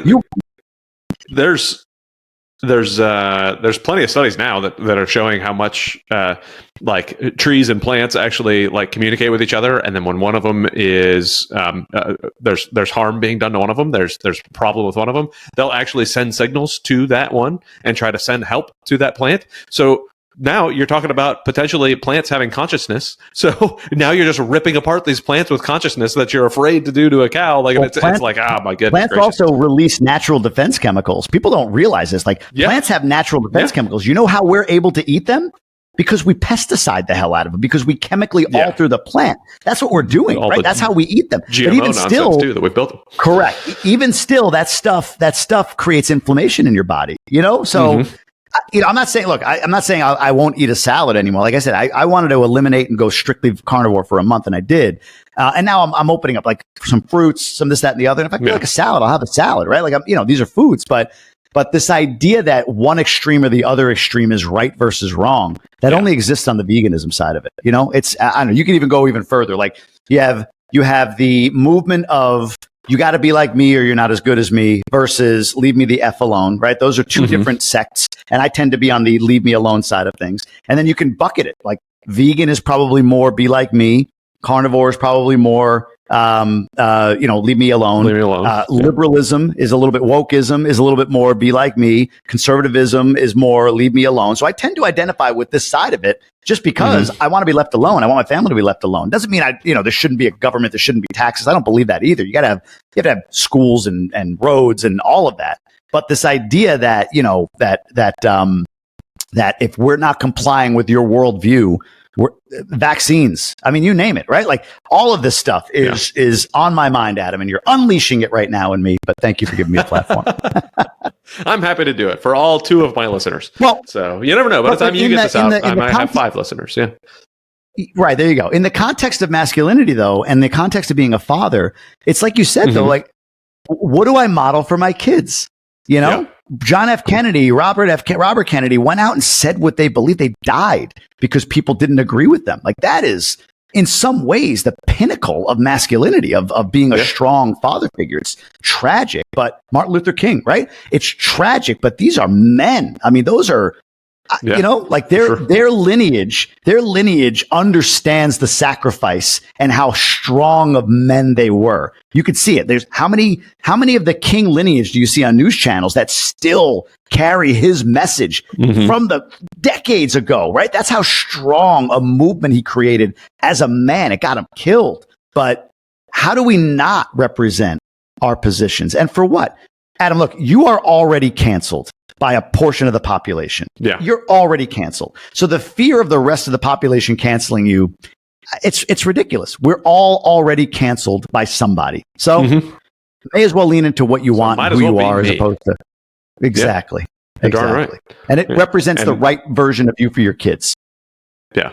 And honestly, the right version of me for me, right? Because I mean, it doesn't help to keep your mouth shut. I kept my mouth shut on the military side for a long time too, and it didn't help anything. And finally, I was true to myself, started opening my mouth to my leadership and saying what needed to be said. And I didn't stick around long enough to find out whether or not it made a difference. But at the same point, it made me feel better because at least I was saying what I thought was going to make things better for my troops, for people around me, for those who come after me, like all this stuff. Like it doesn't, it's helping nobody to keep your mouth shut. But it also helps nobody to shut other people out of what they want to say, right? So the conversation needs to happen. I mean, even if which I don't, disagreed with you on this stuff, I would be willing to bet you would be willing to hear the conversation from the other side and have a debate and go back and forth, and not complete, like the whole portion of the whole cancel thing boggles my mind to begin with. Like you're already saying, like what that is kind of saying is I don't have the ability to fight you or back this up with facts, so I'm just going to cancel you.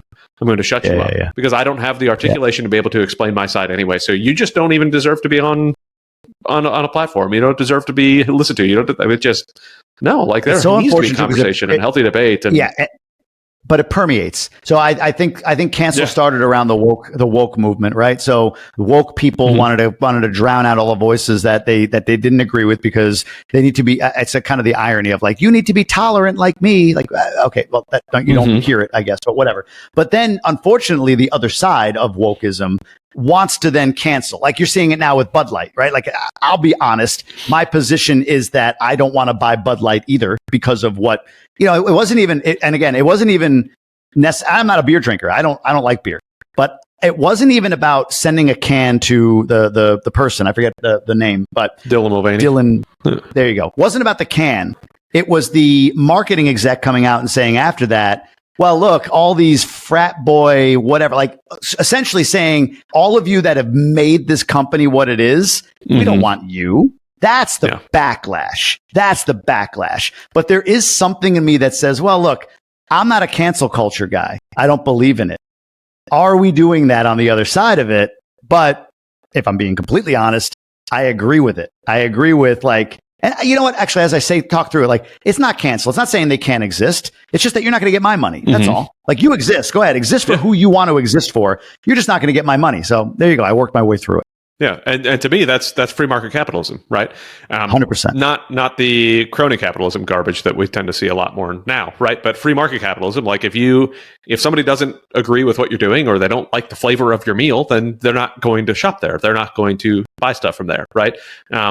It's one of the reasons that I don't have anything Disney, right? I don't like that they openly said they want to put things in front of my children that I would prefer to have conversations with them about rather than them have conversations about, and sensitizing them in a way that they think is the right way to go. What was the movie that just came out? There was a movie that just came out with pronouns, they, them pronouns, and it tanked. Yeah, it got like 20 million. It was like, which is a lot of money, but not compared to the production of a Disney usually movie. do. Yeah. Right. I don't remember the name of it, but yeah, it's one of those that, I also am not a fan of somebody saying that, I get the concept of it takes a village, but you're not going to tell me that my kids are anybody but mine. Like I create the village around my kids. Like you don't create the village around my kids. It may take a village, but it's my village. Not, it doesn't mean that's the village I live in. It's the village I decide to put my kids in. Right. Exactly. And that's a great point. Yeah. It's not equal rights to my kids. Yeah. Yes. It's not equal rights to my kids' upbringing. Exactly. It's like I've decided you, teacher, can have access to my child for their education. That's the village, not for your activism, but for education. And I've decided that I'm going to live here because this police department, or I'm going to bring my kids to this karate studio, right? Like that's my village. I created the village around me, but I've assigned roles to each of these folks to outsource a skill or something for my kids to benefit from. It ain't, hey, just like your parents, I can say what I want to you and I can make you believe what I want. Like the idea of these laws trying to be passed about, you don't have to tell your parents if you have a gender identity issue and you're 9. And the teacher holds the right to say, ooh, I can't say anything out of privacy. Are you crazy? That's my kid. But yet you have to ask my permission to take my kid to the zoo, right? Like you have to ask my permission to take them to the zoo, but you have no problem being able to hide that type of stuff. No, I'll bring it. It just boggles my mind. No, it's my kid. But all of this stuff, like I feel like we're like you and me are just chatting tangent, like when we met on the flight out of Detroit that time, randomly, same seat, same row, right? It's like right row next two, to each other, yeah. Same flight. Yeah, it was funny. But I really think I think that, you said before, like, hey, dads are listening to this and maybe their kids are listening to this. And I think about that as I'm talking to you about all of this. Like, what does all this have to do with anything? The person listening to this could be like, son, this guy is a transphobe. And I'm perfectly fine with that. If somebody says that, son, this man is toxic in his masculinity. Fine. That's your prerogative. As a parent, teach your kid what you want to teach them. But that's the point. Represent your voice. That's what a strong father is. This is my voice. This is what I believe. Now, again, Hitler believed things, right? So, I mean, there's bad beliefs that we all agree are probably not the right beliefs. But let's not get lost in the one of 1%, right? Like, by and large, the majority of us have beliefs that are just within the realm of reasonable, but just different sides of whatever fence that we might be on. But standing up for them, like this is a 44-year-old now, finally saying that I'm willing to. And, look, I was a corporate guy. You were a military guy. So being public about certain beliefs that my life, my well-being could be impacted by, I guarded it, right? But part of not having a corporation behind me, part of being on my own, I can express myself the way I want to express myself. Like, why the heck wouldn't I? Dude, look, I had a guy on the podcast that I had no idea where it was going to go. He was referred to me. It was a live episode, 2 hours long. His name is Andrew Kibe. He's from Kenya. And he came on and we were going to talk about masculinity. I'm like, oh, great topic. He went down this rabbit hole, man, of like, women don't belong in leadership. I'm like, anywhere? He's like, nowhere. And he's saying how black people are cursed. He's black, very black, dark black, right? Like, black people are cursed. Like, things I don't agree with. And I didn't put the episode up for 3 months for fear of being canceled. But finally I put disclaimers on it, all that stuff. And dude, it's one of the most, I had 200,000 people watch that episode. 200,000 people watched it.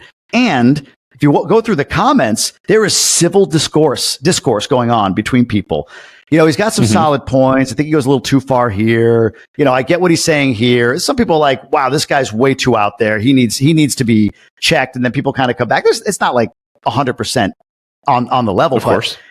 I admire the guy for standing up and saying what he believes. I agree with some of the principles that masculinity isn't toxic and it's okay to be truly feminine, which might mean that being a mom is what you are. That's what you do. That's feminine. That's okay. You can rainmake anytime you want in your life.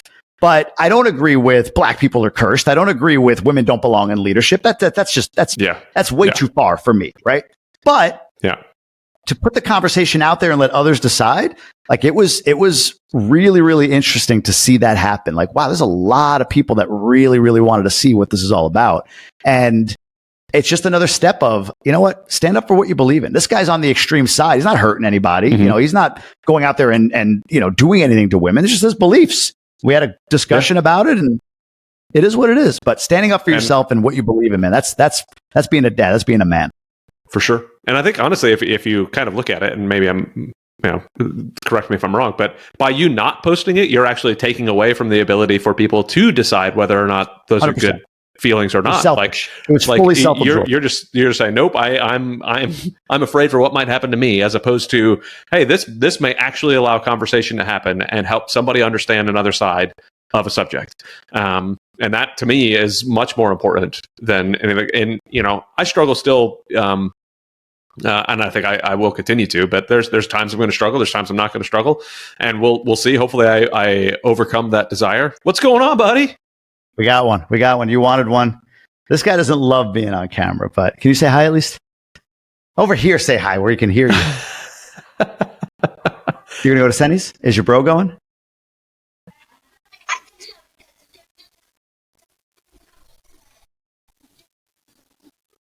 All right, hold on. Let me make sure. I'm going to ask her. So we have a neighbor across the street here in the Dominican, ironically also from Michigan. There's not many Americans. Interesting. All right. Yeah. And ironically, they moved here in October when we did to this neighborhood. We moved down here in August, but to this neighborhood in October. Funny. And they're moving back in August like we are. Now, they live in Chicago now, but they're from Michigan originally. It's just very funny. We traveled with them to this mountain town this past weekend. They have kids. What is sending? Awesome. 8 and 11. They have kids 8 and 11. So 8 and 5 and then 8 and 11. But the older kid, the 11-year-old, is like the sweetest kid. So they want to go over there if the boys come over. I'm just texting her real quick.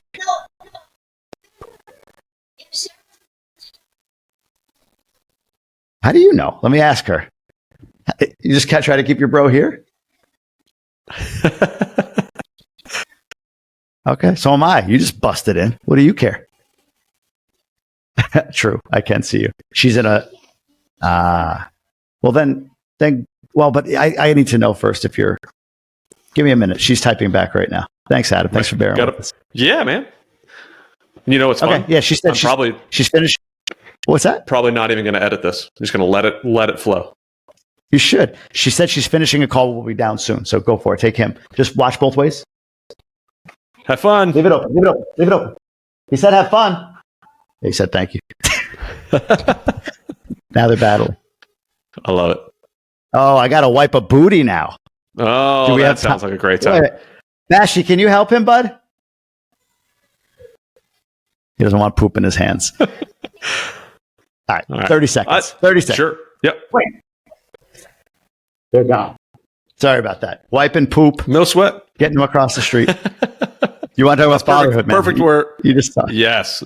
That's exactly what it is. You know, it's part of being a dad. I love it. Yeah. So, welcome back from wiping poop. Thank you.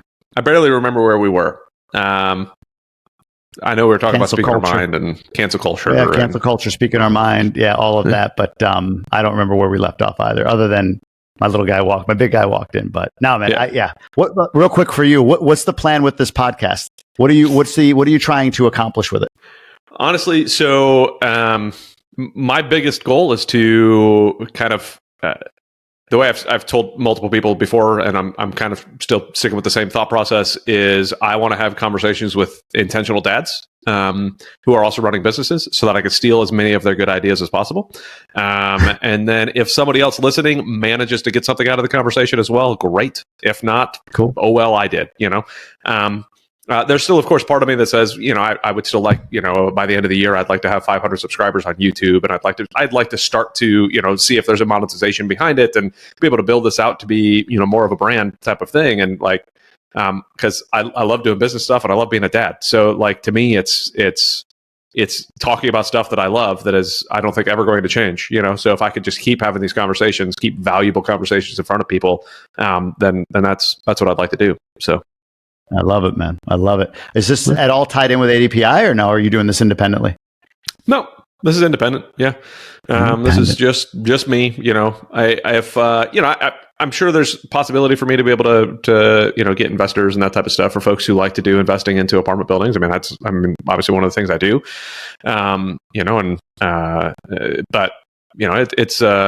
It's more of a passion thing just because it's something I absolutely love. So.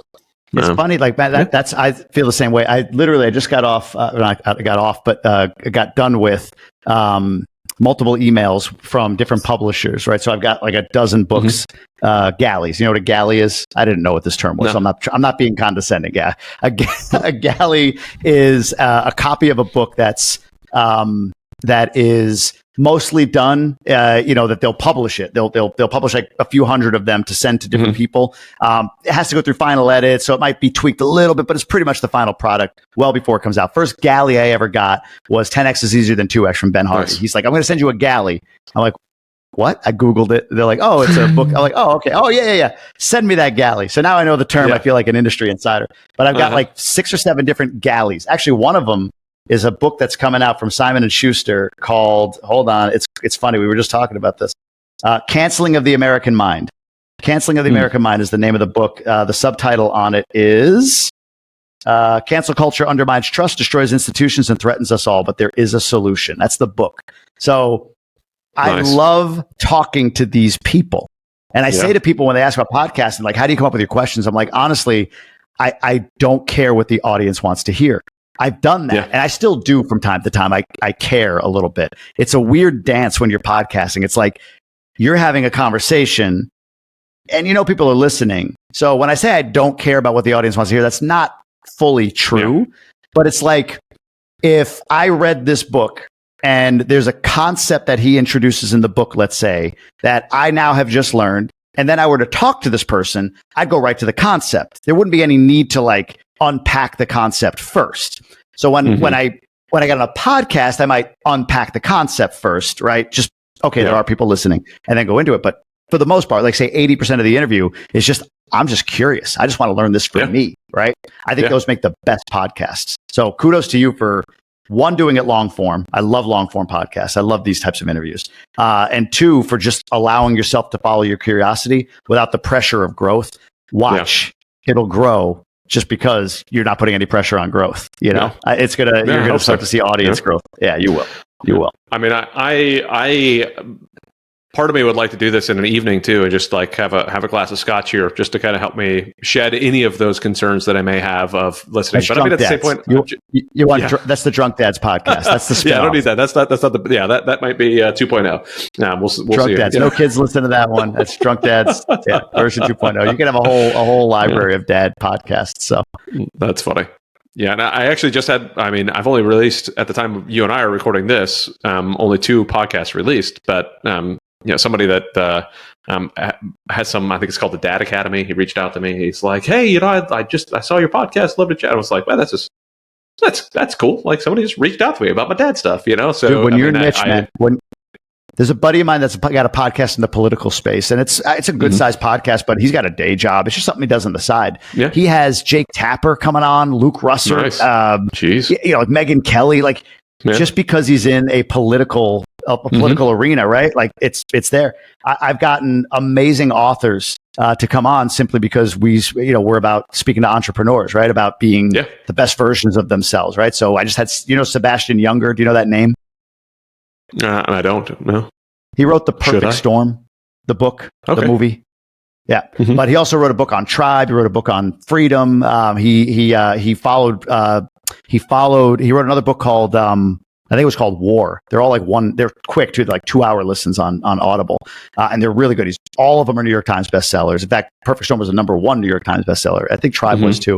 But a lot of them are based on him being a wartime correspondent. He was embedded with the Northern Alliance prior to 9/11 against the Taliban, like as a wartime reporter in that regard. He studied soldiers coming home from war and how he makes the comparison between soldiers coming home with, and then PTSD being lack of tribe. Whereas you see Native American Indians, when they came home from war, there was not PTSD because there was a very strong tribe. And even references specific people that come home from war where 5 brothers were all in war. They all lived pretty close to each other and none of them struggle for long with PTSD because they have a tribe. It's really, but anyway, a guy like that reaches out to me. Right, I got a new book coming out. I got reached out to by his publisher, Penguin Random House. Right, like, hey, Jamie, we'd love to get him on Tribe of Millionaires. His book is Tribe and whatever. So it's cool. Really, you'll see a lot of that. You'll see dads reaching out, like well-known dads or guys that like to talk about fatherhood, reaching out to be on the show because of what you're putting out. Well, I hope so, and I hope that it, and I pray that it has an impact in some lives and some, and again, that I can steal some fantastic ideas from people and become a better father because of it, right? Become a better father and business owner. And I mean, that's beautiful. What else can I do? Kids. Yeah, it's beautiful. I appreciate it. Not like that beard. The beard's not so beautiful, but the rest of what you're doing. Listen here, fella. All right, now you want to talk PTSD? It's about to come out. We're about to have some issues. Okay, so. But with ADPI, that's one thing that we talk about is a lot of people, you talk about PTSD, you talk about problems with that type of stuff, coping, different things. Like when you lose that tribe, when you lose that target, that mission, that goal, that focus, that's when things start to go awry, right? So we try to, as people are transitioning from the military, like if we can give you a new focus, your new focus is to take care of your family, build financial freedom, and grow something, right? So if we can help that be your focus, and now you're starting to look at those types of things around a bunch of other, like-minded military members who are, military members, veterans, their families who are all understanding of where you are, where you've been, what you're doing, like that is that tribe, that community of people that you can grow with and help you become a stronger person, and hopefully prevent those 22 veterans a day from committing suicide. Like, we don't like, I mean, that's an asinine statistic. That if we could step in front of that, that's kind of one of the goals, right? Not just financial freedom. Like, financial freedom is one of the targets, one of the goals, but it's not. I mean, it's to keep people around. Like, I mean, we need moms and dads to hang out with their kids and be around. Yeah. So yeah. But I'll have to definitely get the tribe book. That one intrigues me. It was really good. And then you'll want to Afghanistan. So there was a book before that war that he did that, but he chronicled that in a different book. Tribe is a little older. Freedom is the newer book, but they play off of each other. So Tribe, Freedom. Sebastian, it looks like Junger, Junger. It's younger, but yeah, his books are real, and they're so easy. They're like, listen, this podcast is longer than listening to the book. Okay. Yeah, especially since I listen to it at like 3 times speed. So, well, that's what I mean. I meant it like 1.5 or 2 speed. Yeah.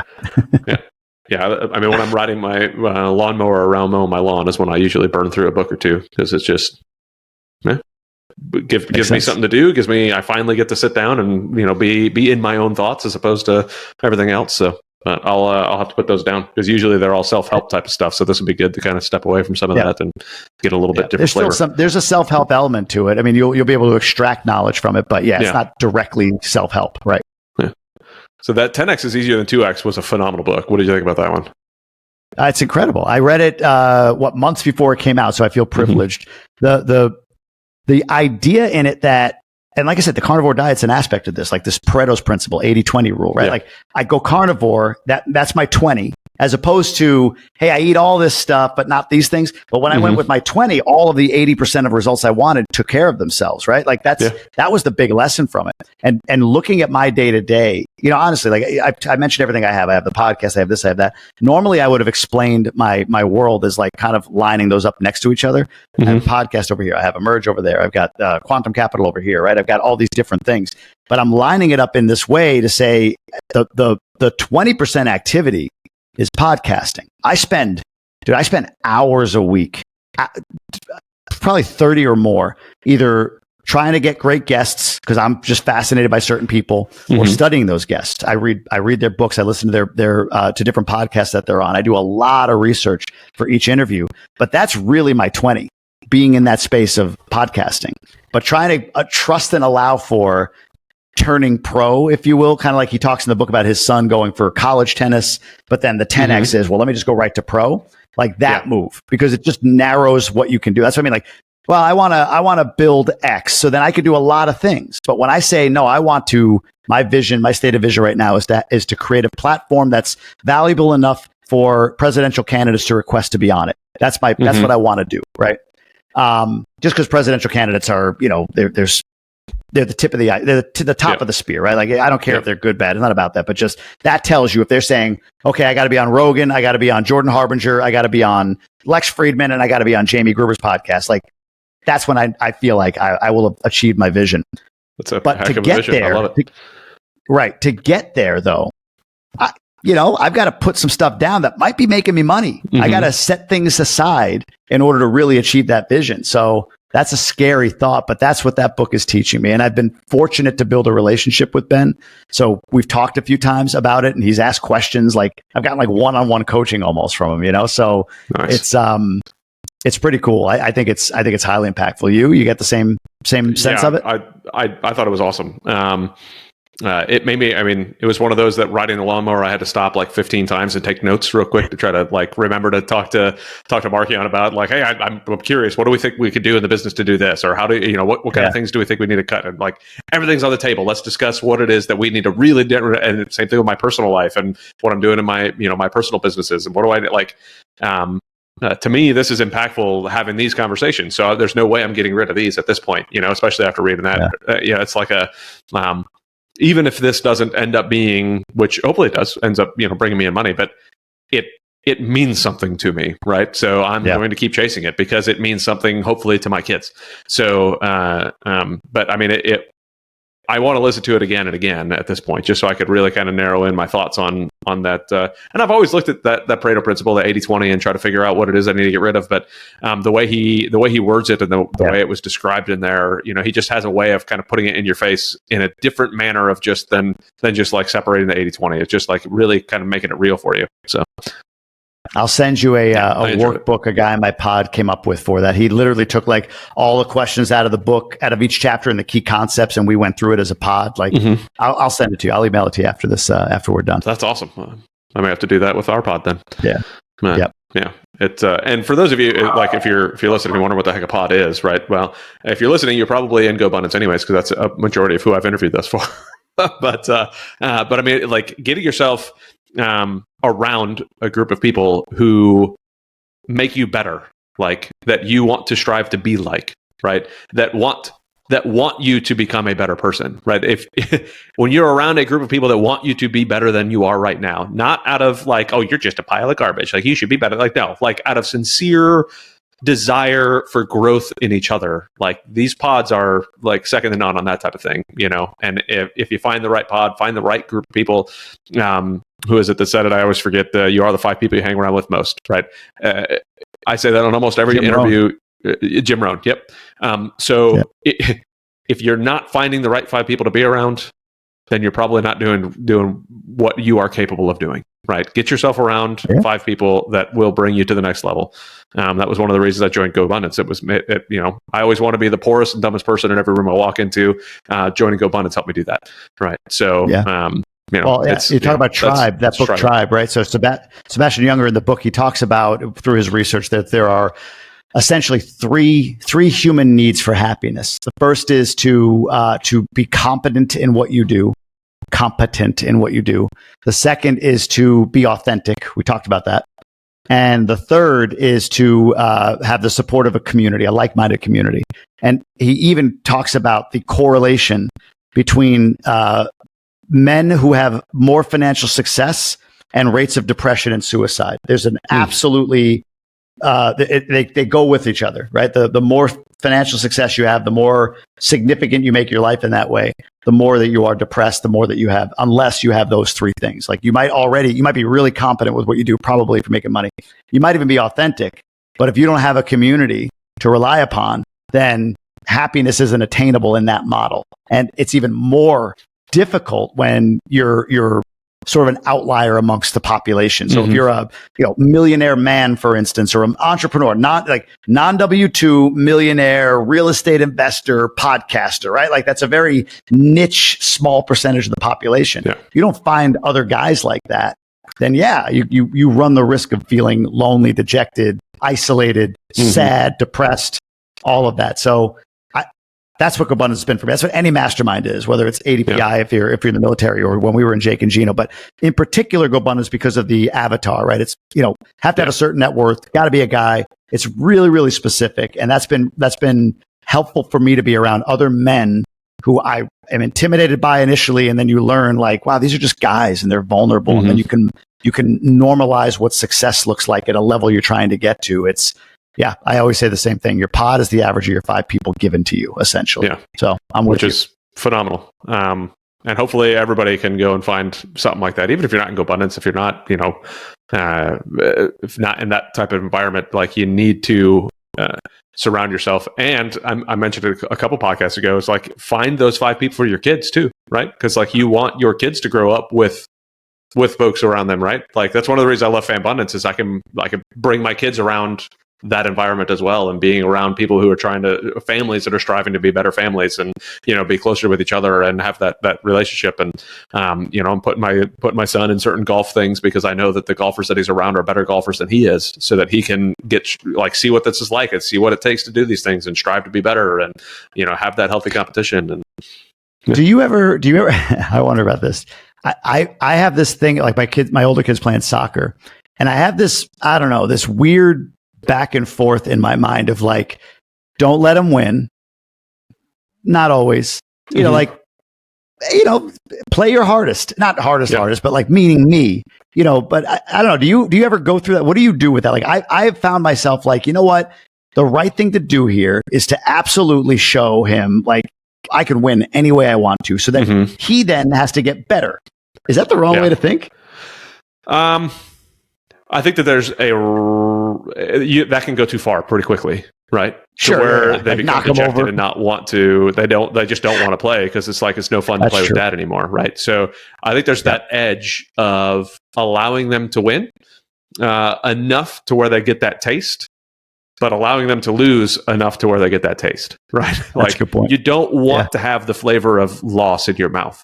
But did you see how hard you had to work to win? Like, I never want to give them the win in what we're doing. I would much rather have them earn the win and work through it. And I think that seeing the effort that they're putting in, like when I'm playing soccer, or playing basketball, or playing golf, or whatever it is, I can throw the game, and let them win. But I only want to do that when I see that they've worked hard enough to earn that win. There you go. So that's kind of the route that I look at it, because I don't want them to become dejected and Yeah, it's not even the win lose. It's more like I can enhance their skills. You know, like if you were wanting to be a great basketball player and had a chance to practice with Michael Jordan, you should take that chance, right? Because you're going to be absolutely dominated. But boy, by the end of that, after 10, 20, 30, 50 sessions practicing with Michael Jordan, now go back and play with your crew and see what it looks like. That's what I think of it as. Like, you're playing against 8-year-olds. So not let me go like full Will Ferrell kicking and screaming, like not like that. But, I'm not going to make this easy for you. Yeah. I'm not going to just like, good job, buddy. I'm going to push a little bit. I'm going to block your shot. I'm going to dribble around. I'm going to run past you sometimes. And just so you can run as hard as you can to catch me. And then sometimes I'll let you catch me, and, so that's what I'm thinking, bud. I mean, and we'll find out later in life if they're, there it is. Here comes more of it. Yep. Exactly. Yeah. I've got Adam in, right now it's summer, but I've got him in 3 different golf leagues. One of them, he's basically the best player there. The other one, so in 2 of the 3, he's pretty close to the top 1 or 2 golfers in those. But then there's another one where he's like number 4 or 5, right? And to me, I think that's a good balance to where he can feel the pain of what it is to have somebody beating them because they've put in more work and effort. Because I mean, honestly, the people who are beating him there, they are on the golf course a lot more, right? They're there. They live on a golf course. We don't. Like, they're practicing all the time. Adam's not. I want him to still be a kid and enjoy life and go out and do stuff and whatever. But you also know what it's like to be the best there because you have put in more effort than these folks and you've had more practice. So now you can if I can juxtapose those 2 and say, what is it going to take to be better? If that's what you want to do, is be the best in all 3 of your leagues, then we can do that. But it's going to take a lot of work and a lot of effort and a lot of training on your part. If you're just enjoying, just wanting to have fun, but be competitive a little bit, then that's a different story. Then that's a separate desire and a separate growth track. So, but when it's me and him, though, when it comes to golf, I'm pretty sure he's going to be beating me soon, right? Like, I mean, I adjust his scale, like his distances and everything for his age, right? I've looked at the U.S. Kids Golf and the PGA Junior League and the Under Armour Golf and some various other things to kind of get an idea of what a good distance is for him. And then every time we go golfing, I write down those distances, and he tees off from those areas.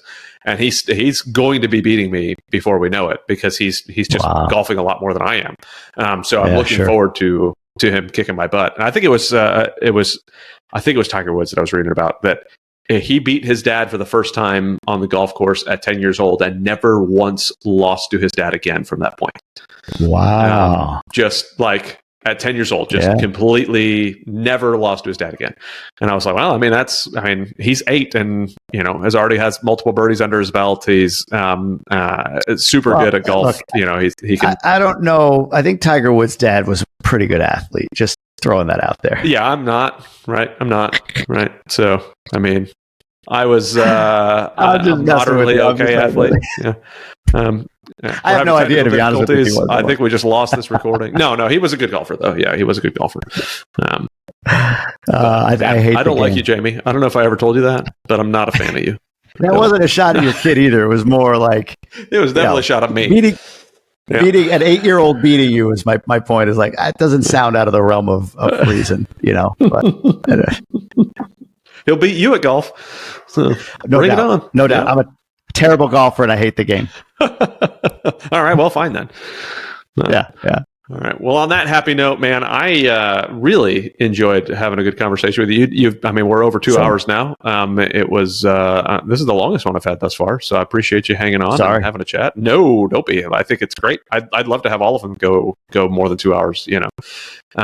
Just because I truly enjoy these conversations, and getting to know you even on a deeper level and understanding some thought process, and hopefully challenging some other people's ideas, and hopefully anybody that's listening is kind of walking away with, if nothing else, a desire for a healthy conversation that can go back and forth. And while you and I may have agreed on a majority of what we talked about, there's still a faction that immediately are not going to like either one of us. But hopefully they can still listen to us and understand where we come from, and become better at communicating just by listening to other ideas and thoughts. But I appreciate your toxic masculinity.